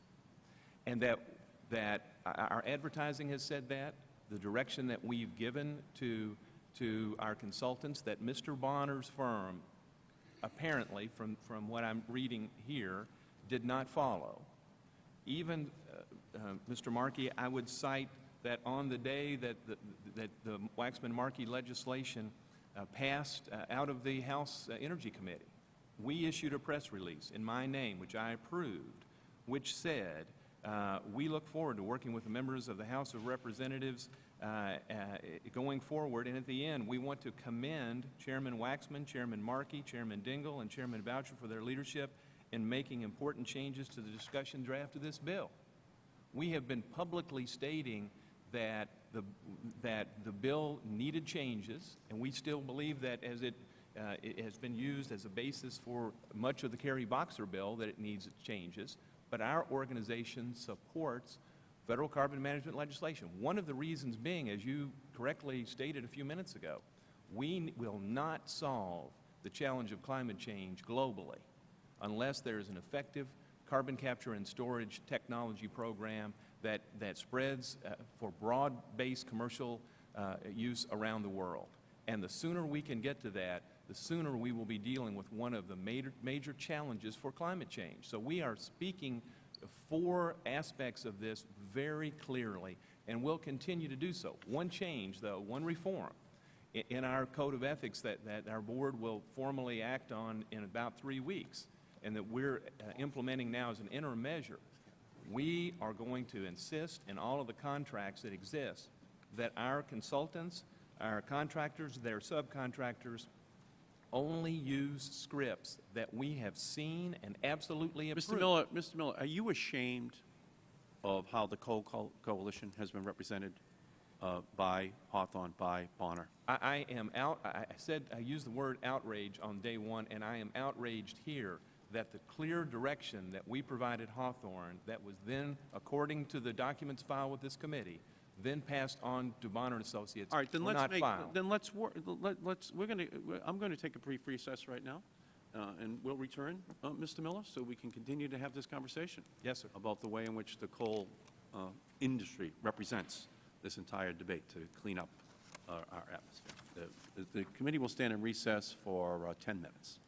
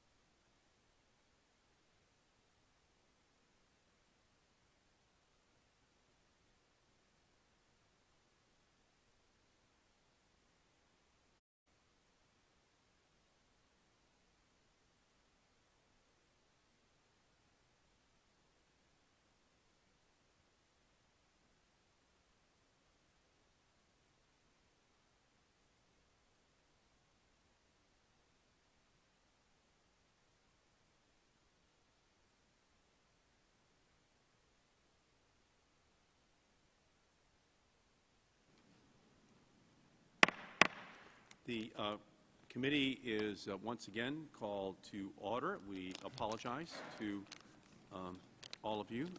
We had, as members, to run over to the House floor to cast 3 votes, but I think we can have an uninterrupted period of time now to move forward. So, Mr. Miller, let me ask you this.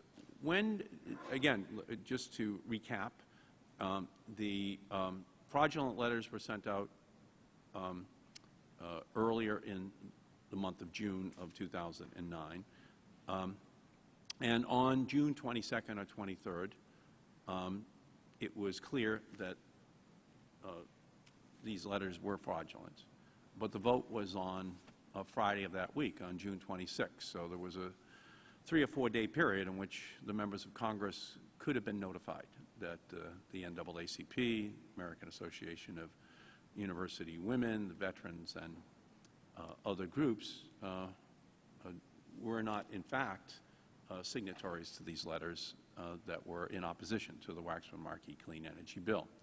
When did you find out, Mr. Miller? When did the Coal Coalition find out that these letters, these fraudulent letters, had been sent out? In the evening of Wednesday, the 24th, I believe, of June, the Hawthorne Group called our Senior Vice President for National Affairs and informed him that Mr. Bonner had contacted Hawthorne to say that there were some fraudulent letters. Now, is your Senior Vice President for National Affairs, was he the person coordinating the campaign? No, he was not. That's our Senior Vice President for Communications. For Communications. And so the Hawthorne folks, apparently the examination that Venable did showed that the Hawthorne Group tried to reach our Senior Vice President of Communications first, then called our Senior Vice President of National Affairs, who then called me the morning of Thursday, June the 25th, so a day before the vote. So the vote occurred on Friday evening. So as of Thursday morning now, you know personally. Yes, sir. That these letters are fraudulent, that they've been sent to members of Congress who have been identified as key swing votes on the bill. And what did you do at that time, Mr. Miller? I discussed this with our Senior Vice President of Communications because the communication that came to us from Hawthorne was that the Bonner firm wanted to know if it was okay to contact the members of Congress and the local organizations. And my direction to our Senior Vice President of Communications, who then made that very clear to the Hawthorne Group, was absolutely, and in fact that we demanded that they do so immediately. That's also been verified by the examination that the Venable firm did, that we were very clear in our instructions to Hawthorne, and in fact, based on their discussions with the Hawthorne folks, that they imparted those directions to Mr. Bonner, that this notification of the members of Congress and the local organizations needed to be made immediately. Now, let me ask you this, Mr. Miller. On that Thursday, the day before we cast the vote, amongst your major funders are the Southern Company, Arch Coal, Peabody Coal. Were they told by any of your employees at the Coal Coalition that this fraud had been perpetrated? No, sir. So on the day before the vote, the Peabody Coal Company did not know about this? That's correct. And did your lobbyists for the Coal Coalition know about this? No, sir. So you did not tell your lobbyists, you did not tell your chief funders that this had occurred? That's correct. And did you do any follow-up to make sure that your instructions that the members of Congress be told that this fraud had been perpetrated had occurred, and that they should know that these letters were in fact fraudulent? Mr. Chairman, I was so convinced that because the Bonner folks had found the letters and had voluntarily come forward to say we have found these letters, that it was in their personal interest, their company's reputational interest to address this issue, and that they had volunteered to, we will go deal with this immediately. I was convinced that their voluntary actions coming to the Hawthorne Group and stating the problem and stating their desire to address that problem, that I was convinced that they would do so. Well, can you understand, Mr. Miller, how somebody looking at this might be a little bit incredulous? Mr. Bonner has testified that he was paid $43,000. The Hawthorne Group, in turn, was paid millions of dollars and had been contracted by you for the preceding 8 years with millions and millions of additional dollars that you had paid them. And yet, on top of that, the Coal Coalition was trying to kill the Waxman-Markey bill on Friday. That this multi-million-dollar effort to kill Waxman-Markey was funded by Peabody Coal, by Arch Coal, by the Southern Company, by other entities that were your principal funders. And it was all towards the goal of getting these swing votes on Friday to vote no on the bill. So it seems hard to believe that being notified that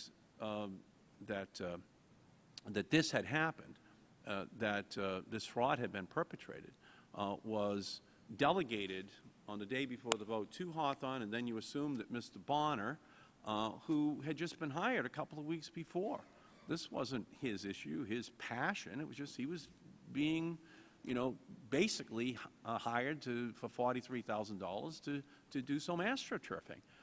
So it comes back to you, Mr. Miller. You're kind of giving us the Sergeant Schultz defense here. I see nothing. I know nothing. I instructed that Hawthorne move on. I assumed, you say, that Mr. Bonner then acted. Well, we're in a situation here where that's putting a lot of responsibility on someone that you had only hired 2 or 3 weeks beforehand, who had in turn hired temporary employees. I think it comes back to you, Mr. Miller. I think it comes back to what the objective was on the most historic energy and environment bill ever on the floor of the House of Representatives, that your organization had raised millions and millions of dollars to try to defeat. And I think that your responsibility, and I'll put it right on your shoulders, your responsibility was to ensure that the members of Congress knew that this information was fraudulent, or other people in your lobbyists, your communications people. These are the high-paid people. $43,000 to a subcontractor, it seems to me, is not the place where this responsibility reposes to ensure that the NAACP, the American Association of University Women, veterans groups, senior organizations across the country have had their good reputations absconded with by your coalition. So what responsibility, Mr. Miller, do you think you shoulder now in retrospect? Because I'm putting it on you, and I'm not going to allow you to say you assumed that it would be in Mr. Bonner's best interest to clarify this, because he's very far down this communications food chain. Have you had enough time here to examine whether or not, in your own opinion, you did not do the job you should have done to make sure that this was corrected in the minds of these key members of Congress before they cast the vote? Mr. Chairman, I think there were two aspects to your question. One was, what was the motivation here? What was the goal? And let me reiterate. Our board has directed us to support federal carbon management legislation, and in particular in regards to the Waxman-Markey bill, to make changes to it, not to defeat it. There is no accurate example anywhere, because it just doesn't exist, that our organization opposed the Waxman-Markey bill before this vote took place, either before the committee or on the House floor. Now, as to my personal responsibility here, Mr. Chairman, I can tell you this literally and not figuratively. 1,000 times over the last 3 months, I have thought about what I should have done differently, not just my colleagues at ACE or our consultants. And I would tell you that based on what I know now, I would have drawn a line on a particular hour if Mr. Bonner had wanted to make these contacts, I would have drawn a definite line that said, after this hour, if I don't have conclusive proof that these contacts have been made, both to the members of Congress and the local organizations, that I will go to the halls of Congress and I will go pass a note to whomever I have to at the staff level to make sure that the affected members know this, that I send a fax or whatever I have to do to make sure that that happens. And I don't accept, Mr. Miller, I don't accept the fact that you are arguing now that you did not oppose this legislation. We have an email here from Hawthorne to Bonner. And the email says, okay, I now have the targets, and we're ready to go in the following districts with vets, seniors, minorities, any combination you think you can get. Just need a few. You define for me, but I'm thinking, 5, I guess, letters per district. But then, as you look through these 7 target members, next to one of the names, Hawthorne is saying to Bonner here in the email, he's a potential probable no vote on here. So we're doing a little more intel to determine whether or not to keep him on our target list. In other words, if he's already no on the bill, then why spend money on him? Why spend millions of dollars from the Coal Coalition on him? So the very email, that is being used to target all these members, 7 members there 2 weeks before the vote, is to get a no vote. And so that's what the Coal Coalition was doing. Peabody Coal, Arch Coal, they didn't want a yes vote. They wanted a no vote on this bill. They're paying you your salary. They've got a Coal Coalition put together to defeat Waxman-Markey. The email makes it clear they're targeting members that might potentially vote yes, but as soon as they go no, then take them off the list. So I'm having a hard time, Mr. Miller, in kind of parsing your sentences and understanding how you can possibly contend that this whole operation wasn't intended to defeat Waxman-Markey. Sir, I will go back to the submission that the Hawthorne Group made on August 27th to this committee, and the attachment to this, which has an exact copy of the information that we agreed to with the Hawthorne Group that they say they passed on to Bonner regarding our position here. And it states very clearly that we are here to in this process, to make changes to the bill. And now, you specifically, and particularly in regards to a safety valve that would put an upper limit on the price Well, of here's the problem allowances. that we have, Mr. Miller, okay? Hawthorne's been working for you for 8 years. You've given them millions and millions of dollars to be your principal wing of communication in order to affect legislation. And you're telling us that in the final week before the most important vote on energy legislation that could affect the coal industry, that they're wrong in saying that trying to get a no vote is the key goal here, and that as the list is being sent on to Mr. Bonner, that's not the objective. And I just have a hard time believing it, Mr. Miller.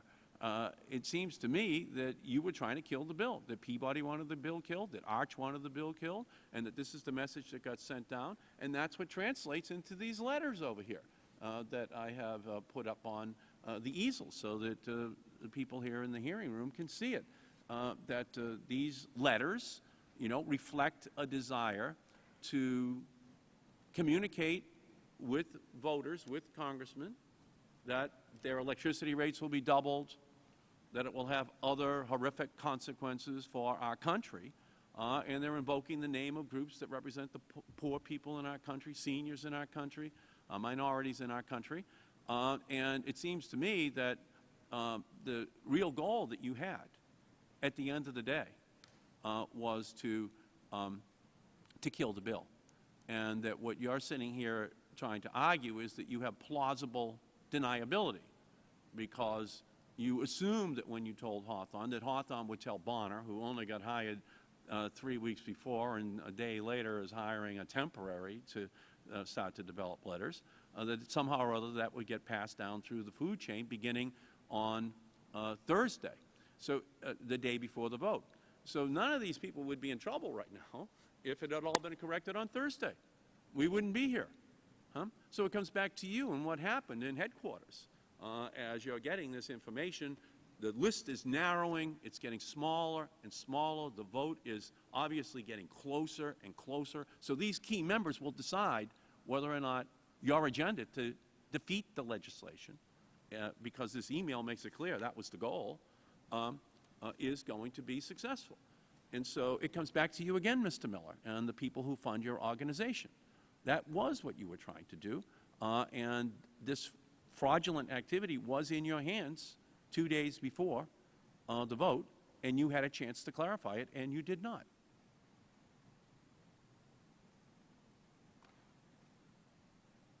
Is there a question there, sir? I'm giving you a chance to say, you're right. Yes, I'm giving you a chance to say, you're right. And I'm ashamed that, that we did not correct it. When it came to headquarters, since our whole goal in this effort was to affect swing members of Congress, that when we knew that we had the responsibility, that we couldn't delegate it and then have it redelegated again and then have it redelegated down to a temporary employee, that we, as the Coal Coalition, as the organization representing all of these companies that were giving us millions and millions of dollars, that we had the responsibility. Yes, there is a question there. Yes, we definitely had the responsibility, as I've said in my opening statement and I've said a couple of times. And I am profoundly disappointed that we did not do that. And we have, in our new ethics code, we now have a requirement that any time we have anything that is untoward that we can't verify within 24 hours, we're required to notify the member. But, Mr. Chairman, I must respectfully say again, these 58 letters that were generated and sent in by Bonner to Hawthorne are a very, very small part of the grassroots, the legitimate grassroots program we have. One of the things that we filed with this committee in our submission to you yesterday was the telephone scripts that we used, and that we generated thousands, made opportunities available for thousands of constituents to touch base with their members. And if I might just take a few seconds to quote, the America's Power Army supports the timely adoption of legislation that reduces carbon dioxide and other greenhouse gas emissions, protects consumers from unnecessary increases in energy costs, promotes energy independence, and encourages the development and deployment of cleaner technologies. Underlined in the text. This climate bill needs changes to make sure all that happens. One of the most important changes would be to protect consumers, is to put a limit on the price of emission allowances. This is what thousands of telephone calls we encourage folks to say, and thousands of telephone calls to targeted members. Never to just vote no on this bill, but to make changes. And Mr. Chairman, you and others, Mr. Waxman and others on the committee, were working diligently in the hours right up to the vote, seeking changes to the bill to secure votes, because it was not clear at all until the day of the vote that there would be enough votes to pass. And so we were very clear that the policy situation at place here made it possible for additional changes to be made in that legislation. Okay, I'm going to recognize Mr. Inslee. All I can say to you, Mr. Miller, is that it was in the interests of the Coal Coalition for these members to think that the NAACP, veterans, seniors, and women's groups were opposed to the bill with 48 hours left to go, and that you had a chance to clarify it, but your goal was to defeat the legislation. And that's why one of these members was taken off the list, because he was already a no vote on the bill, on Waxman-Markey, and so the targeting would go for the other 6 members. Okay, and all I'm saying to you, Mr. Miller, is that when interests and opportunity coincide, you wind up in a situation where those who had an opportunity to stop and to clarify create a delegation process that may or may not be completed before the vote would be taking place, and that you, as the head of this organization and the companies that you are representing, had a responsibility to clarify, a far, far greater responsibility than the temporary employee, than Mr. Bonner, than the Hawthorne Group had. This was your plan. This was your organization. Everyone else was hired. And it's clear that the objective was to kill the bill. And that was what was in question at that time. So I just have a hard time in accepting your explanation, because I think that 24-hour, 48-hour delay was just enough to perhaps contribute to your victory in defeating the legislation. And therein lies the real problem here, where it keeps coming back to you. Let me conclude there and turn to the gentleman from Washington State. Well, it's clear after the chief executive officer of the Clean Coalition learned that the Congress had been defrauded that you knew you only needed to keep this silent for about another 48 hours to try to maybe pick up a couple more critical votes, because you were looking for votes under your designation to change the bill, under the fact that it wasn't going to change, to kill the bill, and all you had to do is keep this fraud quiet for about another 48 hours. So I want to ask about your participation. Your entire goal of your organization is to influence Congress. Is that right? Mr. Miller? Your entire goal of an organization is to influence Congress. Is that right? We do work at the state level. We do regulatory matters. We do general education of the public. So the direct federal lobbying has, in fact, only been part of our portfolios since April of 2008 over the 16-year history of the organization. What I want to get at is that this isn't some peripheral responsibility. You're the chief. This is the big enchilada, the major leagues of climate change legislation. And on June 25th, you would describe it, your highest priority was to get Congress to do your bidding. Wouldn't you say that's correct? Our clear direction from our board was to seek the adoption of federal carbon management legislation that could include a mandatory cap-and-trade program, so long as it adequately met a number of principles that we had publicly been articulating for well over a year. Well, I'm just trying to get at your individual thinking on June 25th. The hottest thing on your plate on June 25th was trying to influence Congress on the Waxman-Markey bill. It wasn't worried about the overhead of your computer system in Dubuque or something. Isn't that right? I mean, this was the hottest thing in your personal agenda. It's your whole reason for getting up in the morning that day, wasn't it? The highest priority of that particular day was to continue to seek changes to the Waxman-Markey bill with a particular focus on trying to get a That's what I'm getting at. So that day, you knew that Congress had been defrauded.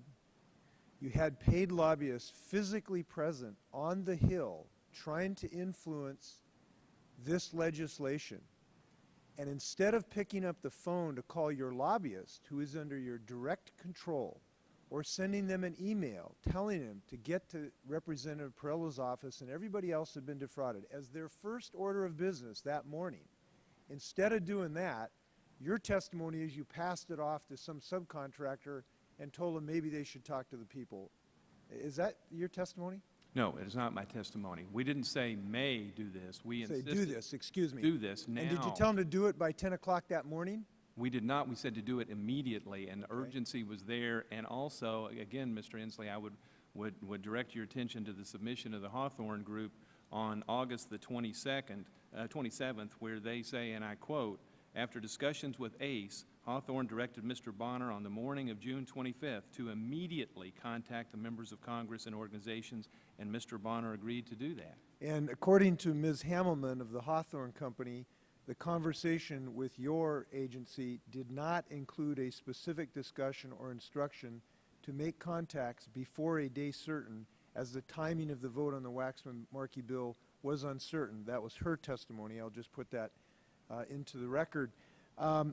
So let me just ask you, if this was a criminal, if there was a criminal statute that says you can't defraud Congress by conveying information under a phony or fictitious name without authorization to do so, if that was a criminal statute, do you think that might have focused your mind a little more on making sure that you did not allow this fraud to continue? I'm not sure, sir, whether it was a criminal statute or anything Well, else. I'm just we're trying to figure out why this, how we stop this from happening again. If it was a criminal statute and you were aware of that, do you think you might have been a little more prompt in notifying the affected congressman of this fraud? I mean, I don't know. I've never really considered that question since I don't think there is one. But in any regard, as I've said before, we, in retrospect, I clearly recognize the responsibility and would absolutely do that differently myself. Well, you still, even as of this day, haven't notified the victims of this fraud, have you? That's not true, sir. Okay, well, let's find out about that. Mr. Bonner, we have this telephone training memo of how you trained your telephone callers, and it basically instructed them to call people and tell them that your electrical rates could double because of some pending legislation in Congress. We went through that discussion a little bit later. You have that document in front of you. Have you called the people who were called as a result of that fraud and told them that they were the victims of misinformation? First of all, Congressman, the document that you showed me was a early training document that we had used. It was subsequently not used, I believe, in what we actually talked to people about. The other thing, sir, is that if you look at the letters themselves up on the board there that the chairman referred to, all of those letters talk about a increase in cost to consumers. It doesn't quantify it, and I might also add those letters don't urge opposition to the bill either. So do you have you're testifying that this document was never used, the one that you're looking at? And by the way, The talking points was part of our early effort to refine what we were doing. And did that document, was that used in training any of your callers ever? I would have to check and get back to you with a precise answer on that. So it may or may not have been. Is that what you're telling me? I'm telling you I'm not sure. Okay. Well, then, it's clear then that if it was used, which you have not investigated, you haven't gone back to try to clarify that with the people that your folks may have called. Is that correct?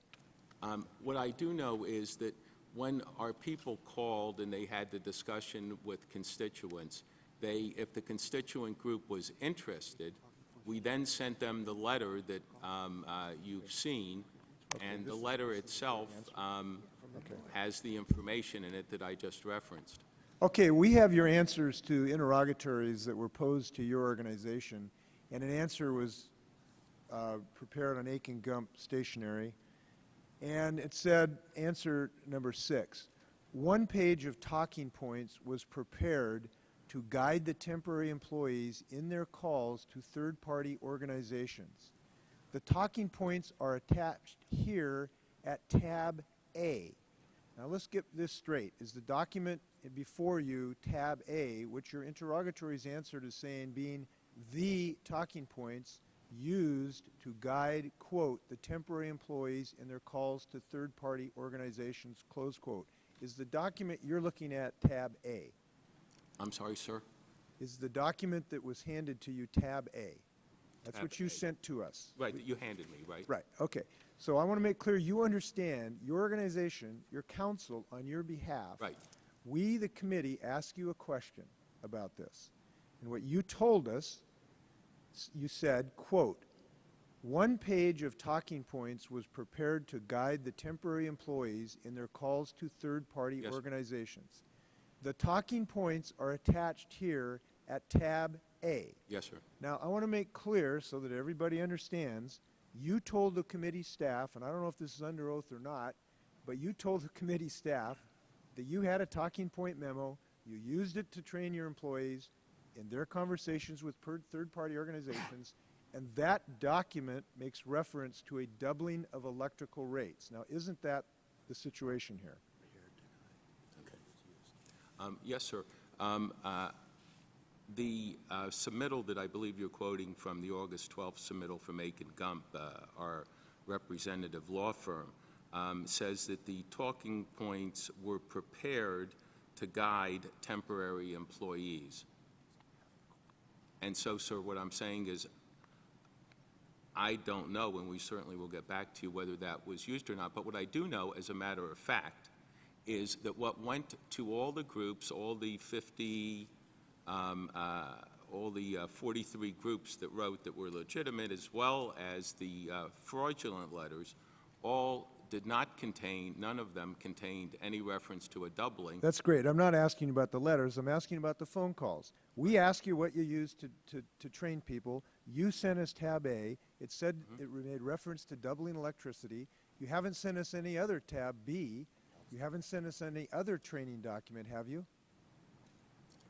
Well, Just answer yes or no. We really have limited time here. well, I'm trying to give you the best answer I can. Let me just ask The you, best did you answer- send us any tab B, C, or D of other training documents? Mr. Chairman, if Mr. Inslee wants to ask about, Excuse me, could you identify yourself, sir? yes, I'm Stephen Ross from Macon Gump. Could you speak into the Yes, I'm microphone, sir? I'm Stephen Ross from Macon Gump. If you're asking a question about the letter that we wrote, we'll be happy to respond. I don't think it's fair to ask Mr. Bonner, who was not the author of that letter, about that kind of parsing. Well, let me just ask you, you are Mr. Bonner's attorney, is that correct? Correct. So let me just ask you, did you send us any tab A, B, C, or D of any other training document other than was referenced in your letter of August 12, 2009? If you look at our letter, I think we describe it as a document that was I prepared. really appreciate, you should be a lawyer to know it helps to answer the questions. I do know. Did you, sir, And I do send know us that not any every tab question- A, B, C, or D of any other training document other than tab A that made reference to doubling electrical rates? That's a simple yes or no. No, there's no other tab. Thank you. That's all we need, sir. I'm going to ask Mr. Bonner a question. Mr. Bonner, your attorney, when we ask you, and it shouldn't take this long to get to the bottom of this, and if you guys could answer the questions, it would hurry up. We ask you what you told people. You told us that we had a training document. It made doubling electricity part of the discussion, and you did not provide us any other training document other than that one. Is that correct? What's correct is what Aiken Gump submitted to you. As Steve Ross just told you, they're prepared to give you further information as you would like. Okay. Now, it appears from this, to me, highly likely, under these circumstances, that at least some of your employees called people up and tried to scare the dickens out of them, telling them that there was a potential that their electrical rates were going to double as a result of some legislation. Now, have you tried to find out who was called and told that so that you could make that right and let them know they were defrauded about that misstatement? What I do know they were all told was, because it's what was put in front of them in writing, so that's how I'm sure that it happened, was that their cost of electricity could go up, and that they were, as they wrote in the letter, opposed to unaffordable increases in electricity. And that's what's in the letter.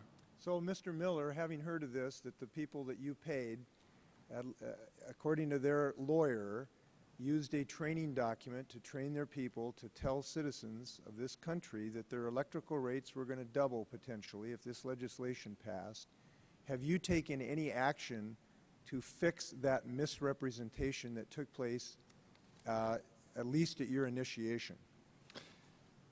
First of all, we didn't pay Bonner, and we're not going to. But secondly, to your question, the first week of August, after this story broke, and we realized that perhaps not all of the local organizations had been contacted, but whether they had or hadn't, our staff contacted each one of these affected organizations, personal with phone calls. The only one that we were not able to contact directly was the gentleman with the Albemarle Charlottesville chapter of the NAACP, so we sent a Federal Express letter to him, a letter of apology, for which we have the receipt that it was received.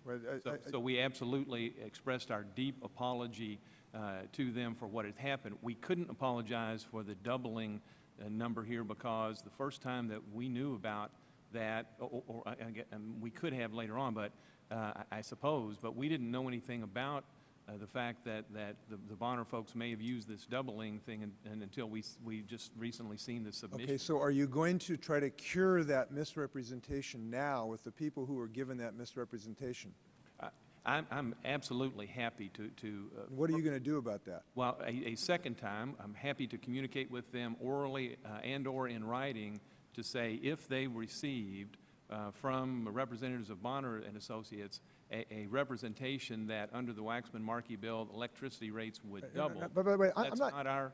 That's never been. I want to our make sure you position. understand. I'm not talking about just these people that wrote letters falsifying the NAACP.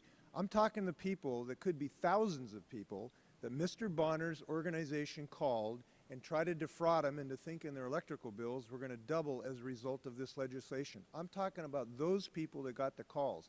What are you going to do to tell those people that they got a load of bunk from this organization using your money? What are you going to do about that? The investigation that Venable did showed that of the 58 letters that Mr. Bonner's firm obtained, that 44 of those were legitimate letters that these entities submitted. And Mr. Miller, I'm sorry to interrupt. I don't like to interrupt witnesses, but you're just not answering the question. I want you to listen to my question. Yes, sir. What are you going to do about the people that Mr. Bonner's organization apparently or probably, I believe, or may have called and told that their electrical rates may double fraudulently using money that in one way or another came from you? What are you going to do about that misinformation? I would be happy to send a letter to each organization that Bonner and Associates reached out to as a follow-up to this hearing to say to them that if, in fact, someone on behalf of Bonner and Associates said that their electricity rates would double here, that because of the Waxman-Markey bill, that is not a position that ACE has ever taken. I'm happy. All I know about are the 58 organizations where letters came from. I don't know how many others were called. And would you favor me with a copy of those letters when they go out, please? Absolutely. Thank you, because I think you need to start sharing that information with members of the U.S. Senate. And I'll tell you why. Our nation is involved in a great discussion about how to deal with this problem of CO2 in the atmosphere.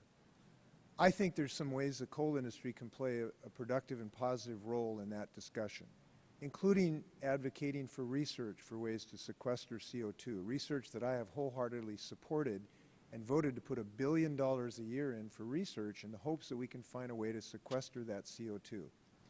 But this participation of your organization, while the Senate is debating this issue, while you have let this stand, you should make a full court press to go over to tell every member of the U.S. Senate this is not going to double people's electrical rates. You know it's not going to double electrical rates.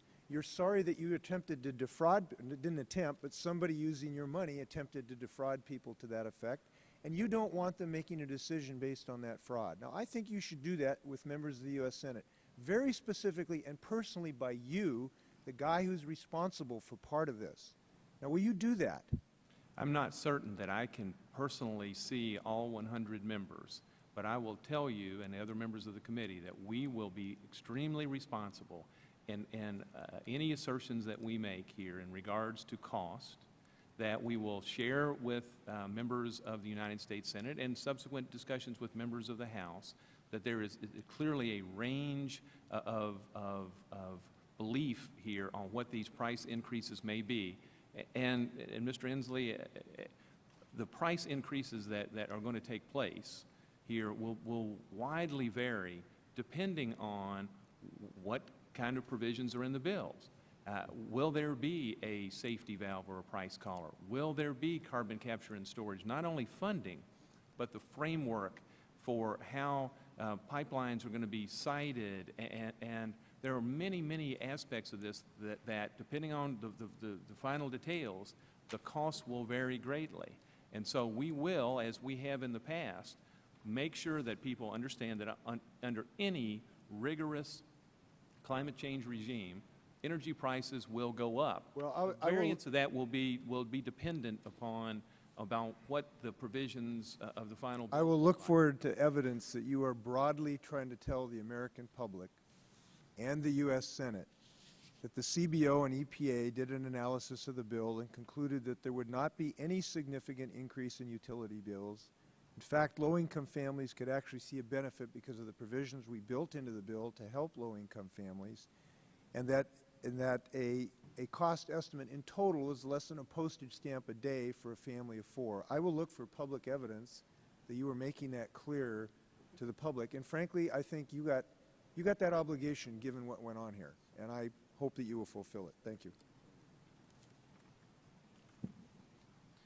Gentleman's time has expired. Let me say this to you, Mr. Miller. Here's a New York Times story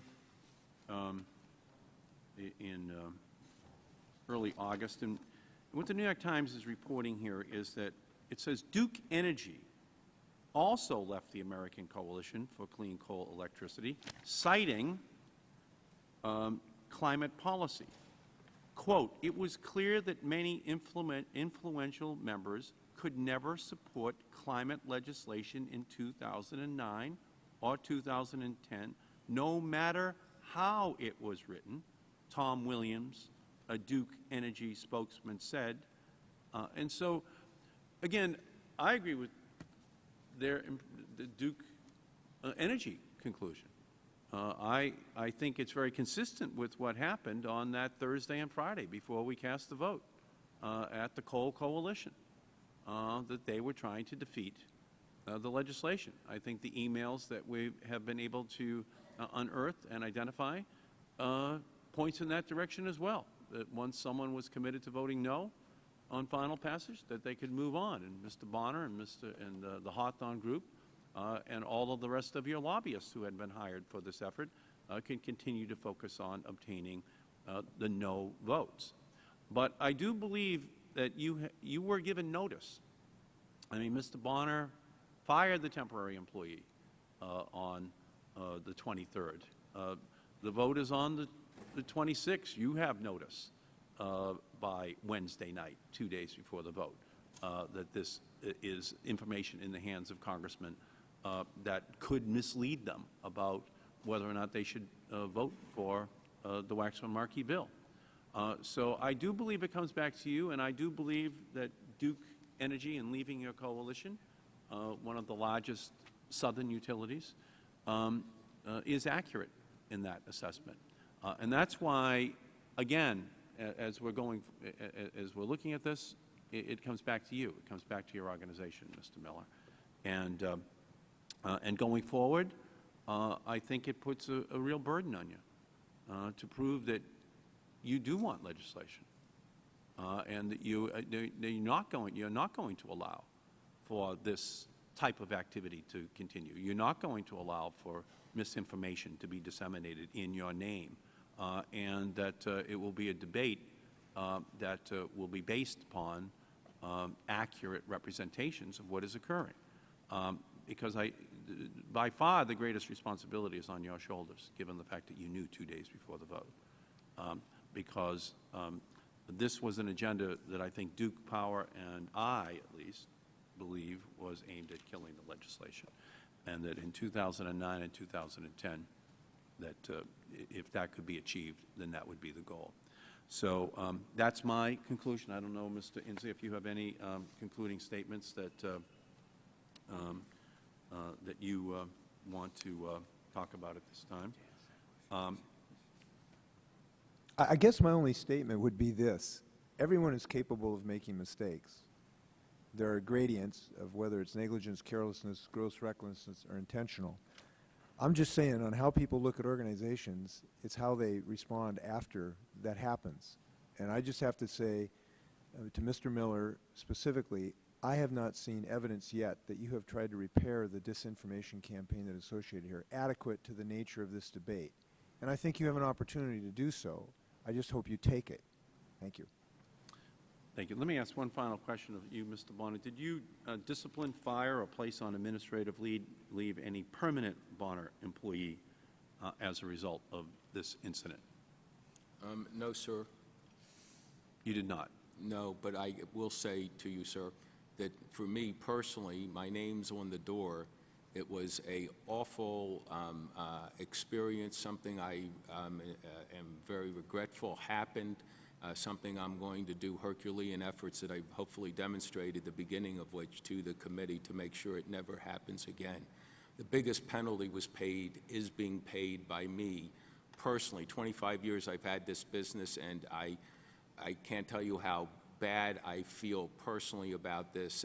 It's a small business. We're not a big corporation, and it's something that I want to be able to turn around, something that I want to earn a reputation as the best in the business from corrective action we've taken, and the penalty's been paid by me. Mr. Bonner and Mr. Miller, I think here is what we learned today. We learned that the Coal Coalition learned 2 days in advance of the historic vote on the House floor that a fraud had been perpetrated. Mr. Bonner had sent that information to the Coal Coalition. But although the Coal Coalition knew of this, it took precious little effort to ensure that members of Congress knew that this fraud had been perpetrated. My own feeling is that while you might point the finger back at a rogue subcontractor and a rogue temporary employee, that since you did have notice 2 days in advance, that the responsibility rested on your shoulder to make sure that your coalitions, the Coal Coalition, notified the NAACP, the American Association of University Women, who have built over generations their reputation, that this fraud had been perpetrated, that the responsibility was on your shoulder. They are outraged, so am I. You had a much higher responsibility than it appears you discharged in terms of ensuring that this was corrected before that historic vote. You know, the ultimate question is framed by Senator Baker 35 years ago is still relevant here. What did you know? When did you know it? And what did you do in order to correct what was obviously wrong that was occurring under the guise of your responsibility? And so that's really, in my opinion, what you have to conclude that occurred here. The goal from the record was that it was to obtain no votes, opposition votes to the Clean Energy Bill. And as soon as that no vote was obtained, that the focus went on other members. It was clear that it was going to be a very close vote. And it was clear that it was also in the Coal Coalition's interest to not immediately correct the record. And there is little evidence that the kind of active effort that should have been made did occur. So we thank all of you, the witnesses, for being here today. And we thank especially the university women and you, Mr. Shelton, representing the NAACP, for contributing to this hearing. We are going to proceed now for the rest of the year in trying to develop legislation that truly goes to the heart of the responsibility that we have in order to protect our planet. It is running a fever. 40% of that fever has been created by coal that has been burnt in our country and around the world. We have a responsibility to put together legislation so that our country will be the leader. My hope, Mr. Miller, is that your coalition will decide that you want to work towards getting yes votes and to do so in a way that makes our country the leader, and that the impression that Duke Energy has, and I think many others, that you do not want legislation under any circumstances in 2009 and 2010 is wrong, and that we not hear again information about the science that is being questioned by your organization, the doubling of electricity rates, the outrageous information that has been coming forward is repeated. And so that's the hope that we have, that we can work together. But this hearing, I think, has helped to illuminate the pathology that unfortunately existed in our political system in the first 6 months of this year in trying to debate this issue. And perhaps in some way this hearing is going to help going forward to make sure that it does not occur again. This hearing is adjourned.